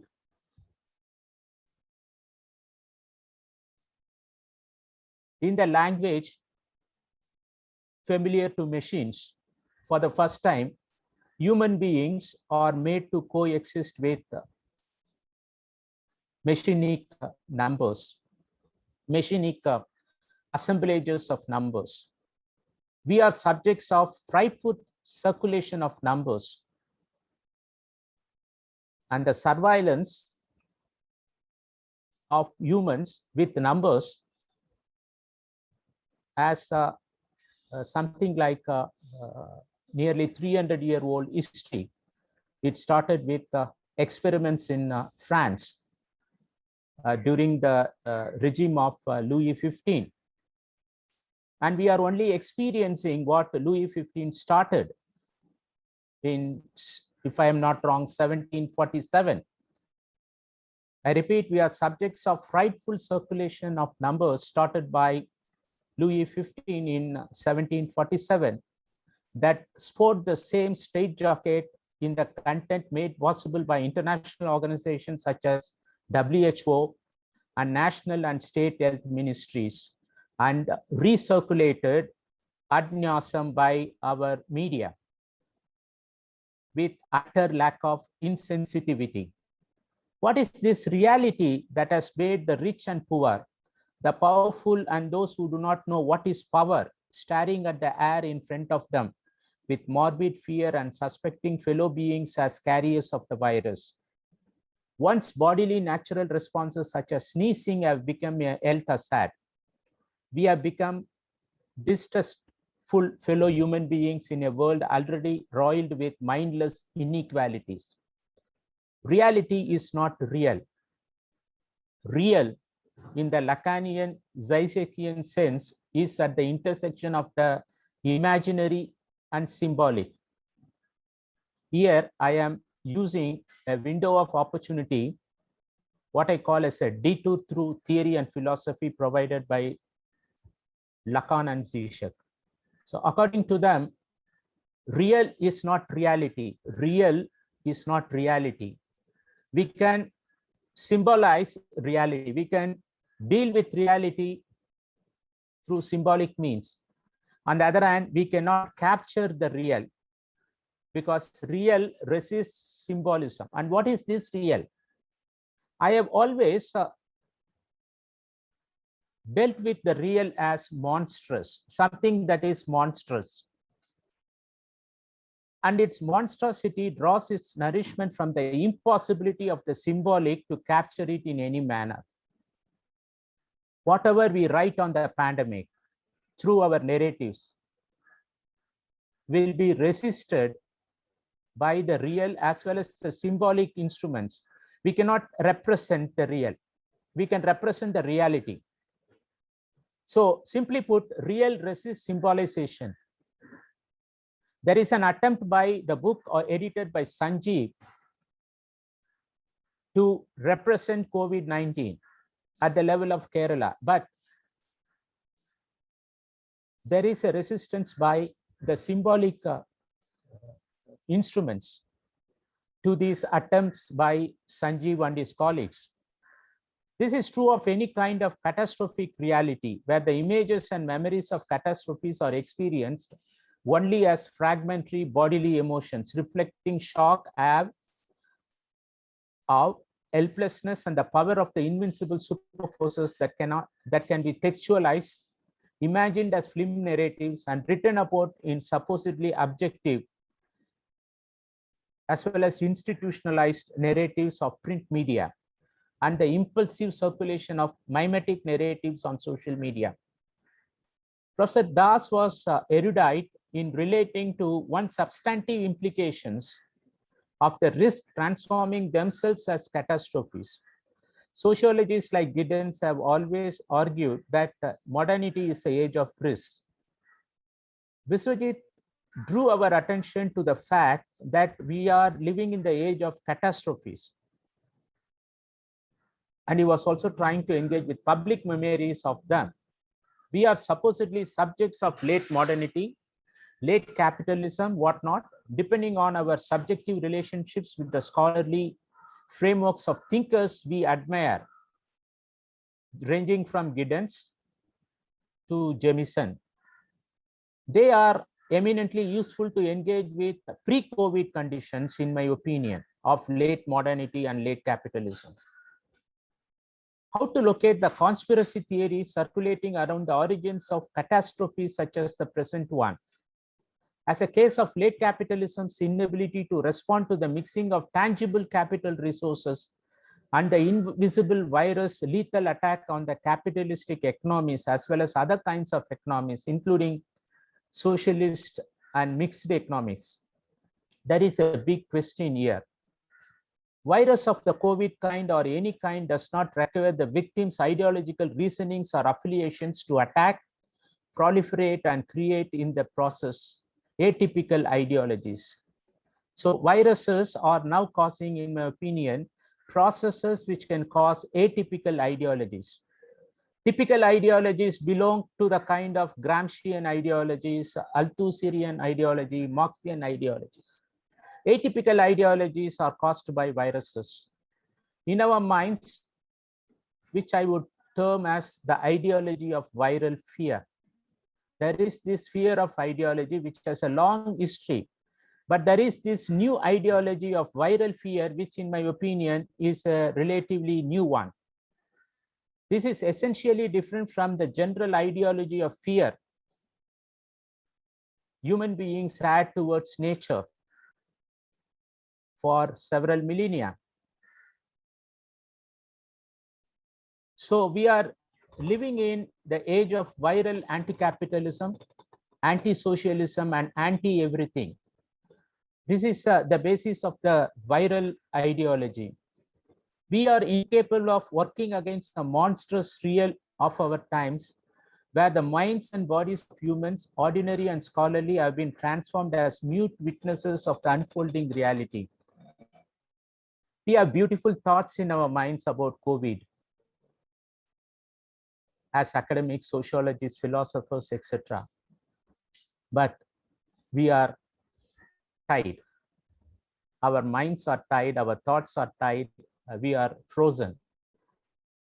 We have been transformed as mute witnesses of the unfolding reality, which is implicated in the logic of viral waves of the numbered kind, which is a smoke screen, okay, for the viral ideology. And this is not of the making of the viruses themselves, but the subjects of the viral ideology, the human beings. Okay. Human beings working for international bodies such as WHO and national governments and state governments. And they want to respond to the virus on the strength of medical expertise, governance logic, and reliance on ancient and medieval methods of spatial aggregation. If you read Foucault's scholarly works on madness, discipline, etc., you would understand that somebody like Foucault, a new Foucault emerges after a few hundred years and writes the same kind of works on the current pandemic. He or she would reach the same conclusion about the vulnerability of the medical expertise, law and order machinery, governance logic, etc. All these are demolished by Foucault in his work. So there is actually a reconstitution of power knowledge, Foucauldian power knowledge system in contemporary times, which future Foucauldians can examine. We are also subjects of ancient and medieval methods of spatial segregation. The inability to read it as real, that is a contemporary situation, monstrosity, and not as catastrophic reality, is writ large on all our faces. From a Zizkian point of view, it is not another catastrophe. The pandemic, here I beg to differ with my dear colleague, Professor Biswajit. The pandemic is more than a catastrophe. Catastrophes and risks occur as isolated and connected events with their own time lapses. So what defines a catastrophe? What defines a disaster? It is the time lapse between the two events. They appear and disappear. The real, such as the present real, is different as its existence is yet to say, going by the medical world's understanding of it, as defined by the logic of waves. This pandemic is different from the earlier pandemics because it is supposed to exist as waves. And the policymakers' repetition of the understanding that it is existing as waves and that we have to live with the waves as new normal. The airy silence of the skies without roaring plane engines, the campuses with the jovial encounters and noisy existence of students, and the subjugation of vehicles of what defined the orality of Indians for millennia, the mouths, vocal cords, nasal and oral apparatus, the closure of the open shanties and social spaces are but a few symbolic traces of the real. But they are not to be read in isolation as belonging to a particular country or culture, as their present conditions are made possible by the invisible virus that came from afar and circulates in our near proximity, indoors, outdoors. The vaccines are seen as the machine guns against a monster, real, that is raring to go. But the real hides more than it reveals, as it is not the monster we have read about in comic books, watched in films, or in television serials. The real as monstrosity is everywhere. The monsters we are familiar with can only be somewhere. The monsters can be symbolized. The dinosaurs can be symbolized. The real resists symbolization.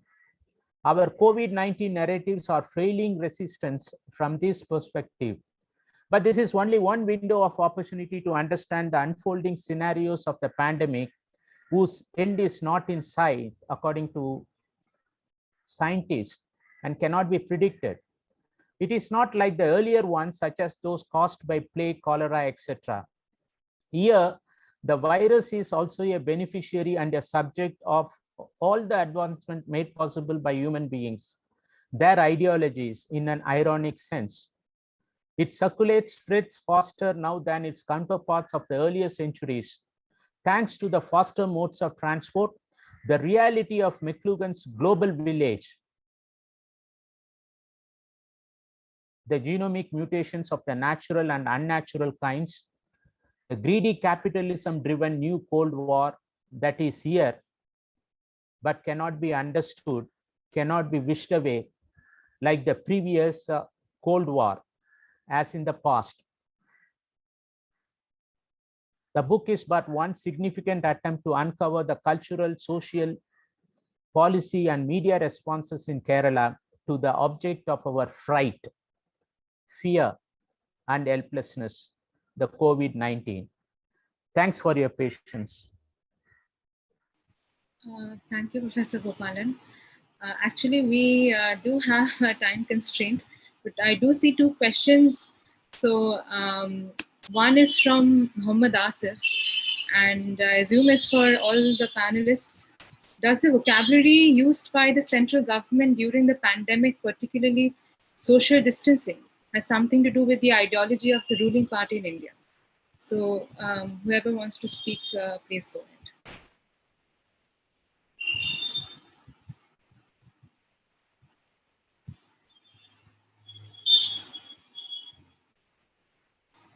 Was the question audible?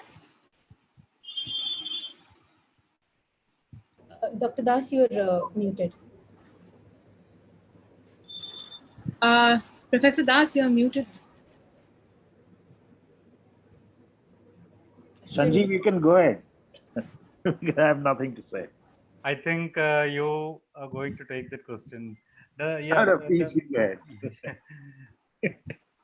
Of course, I see reflections of this kind of, they are actually kind of taking on or propounding a particular dominant ideology which is built in some archaic concepts which are not doing justice to the modernity, as as Professor Ravindran was clearly explaining.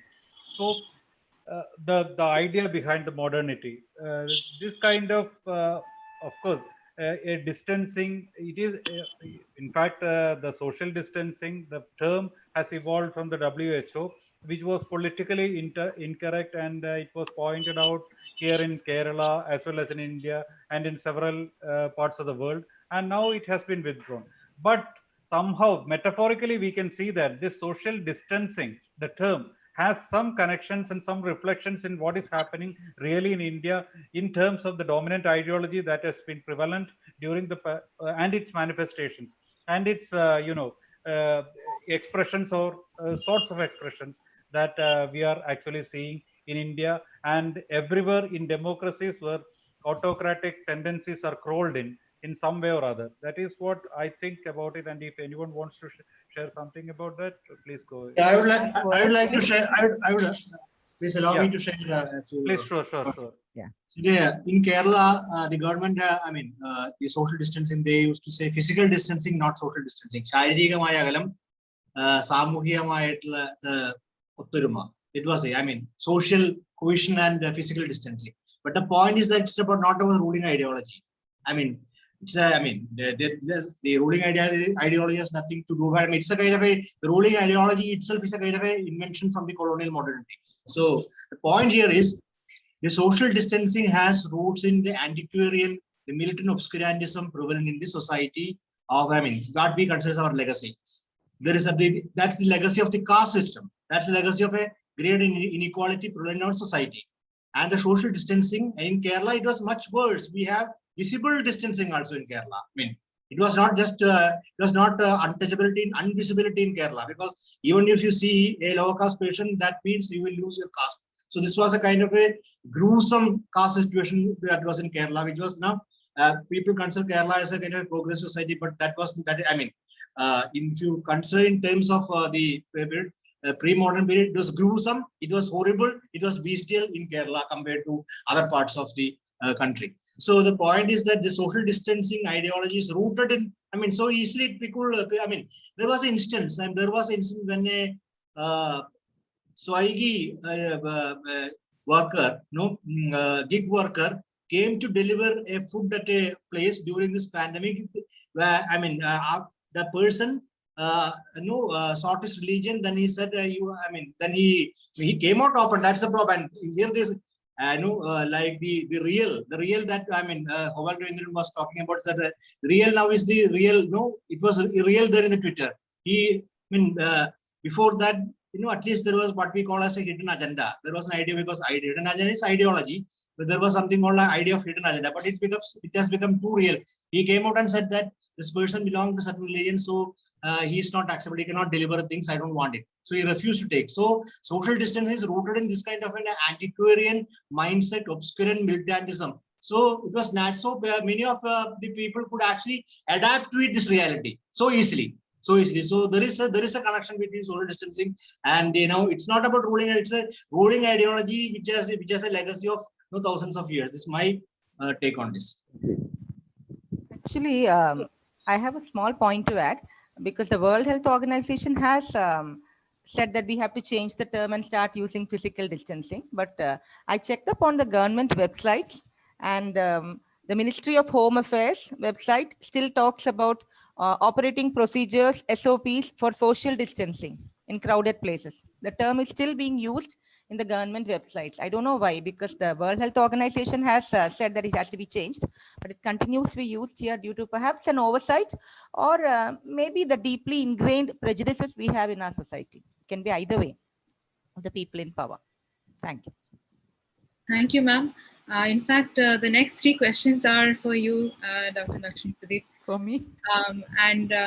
Unfortunately, these are the only questions we can take, after which we have to close the question answer session. Yes. So the first question, ma'am, is based on your observations, do you conclude that the authorities didn't focus much on mitigating the effects of the shadow pandemic? Well, yeah, certainly. I think the authorities initially, they put the poor people to a lot of hardship, a lot of difficulties. In fact, none of it was even looked at from their prism. Like when I said, if I don't work today, I don't eat my dinner tonight. Now that is the condition of so many people. How the Adivasis, they have fallen into a debt trap. Most of them are now in the debt trap. They don't have work, and they keep pawning their small little gold jewelry or something, whatever little they have. And all this has never been a part of the government intervention. Very often the government looked at it from the middle class eyes. And that's why I think the middle class was sort of pampered and looked after quite well. But the poorest of the poor, of course, things were done to a certain extent. It was not like the plague or the epidemics of the bygone era. We are a welfare state, a modern progressive state. So we expect the governments to be more responsive. Kerala, I think comparatively, we have done a better job. But even then, there are pockets where more has to be done.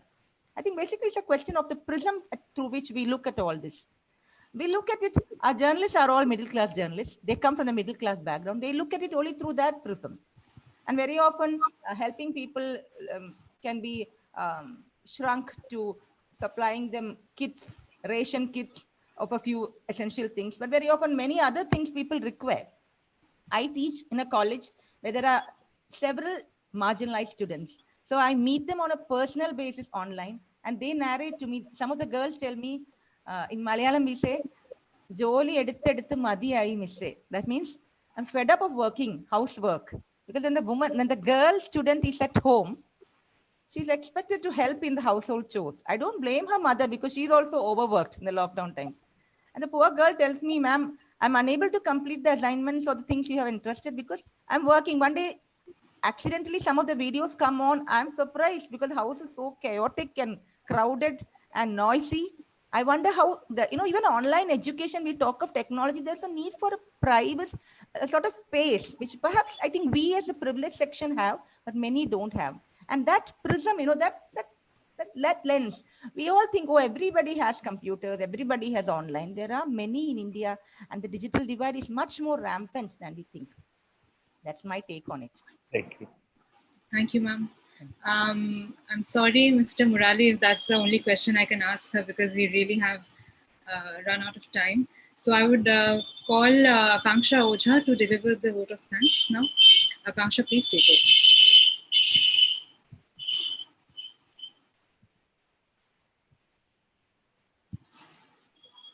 over. Thank you, Shairi. Am I audible?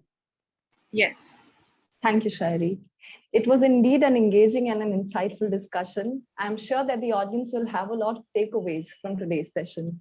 On behalf of my colleagues at CCMG and the team at Ivanios College, I take this opportunity to extend the vote of thanks.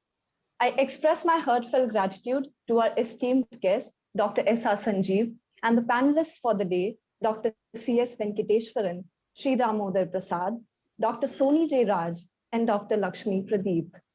I also extend my deep regards and thanks to Professor G. Ravindran for your kind presence. What an honor it has been to host you all and to listen to your seminal ideas through this virtual platform. I also thank Professor Saima Saeed and Professor Biswajit Das for their constant guidance and support, and to the Center for Culture, Media and Governance for organizing and hosting this lecture. I also extend gratitude to our senior colleagues, Mr. Minto John and Dr. John Jacob from Ivanios College for extending their support today. This session would not have been possible without their kind assistance in the background, which enabled to run things smoothly on screen. Lastly, I thank our audience for their patience and participation throughout the session. The questions were remarkable and helped us engage better. Heartfelt gratitude to the students of the center and the audience for their presence. Hope you all had a lovely time and thank you. Have a great day ahead.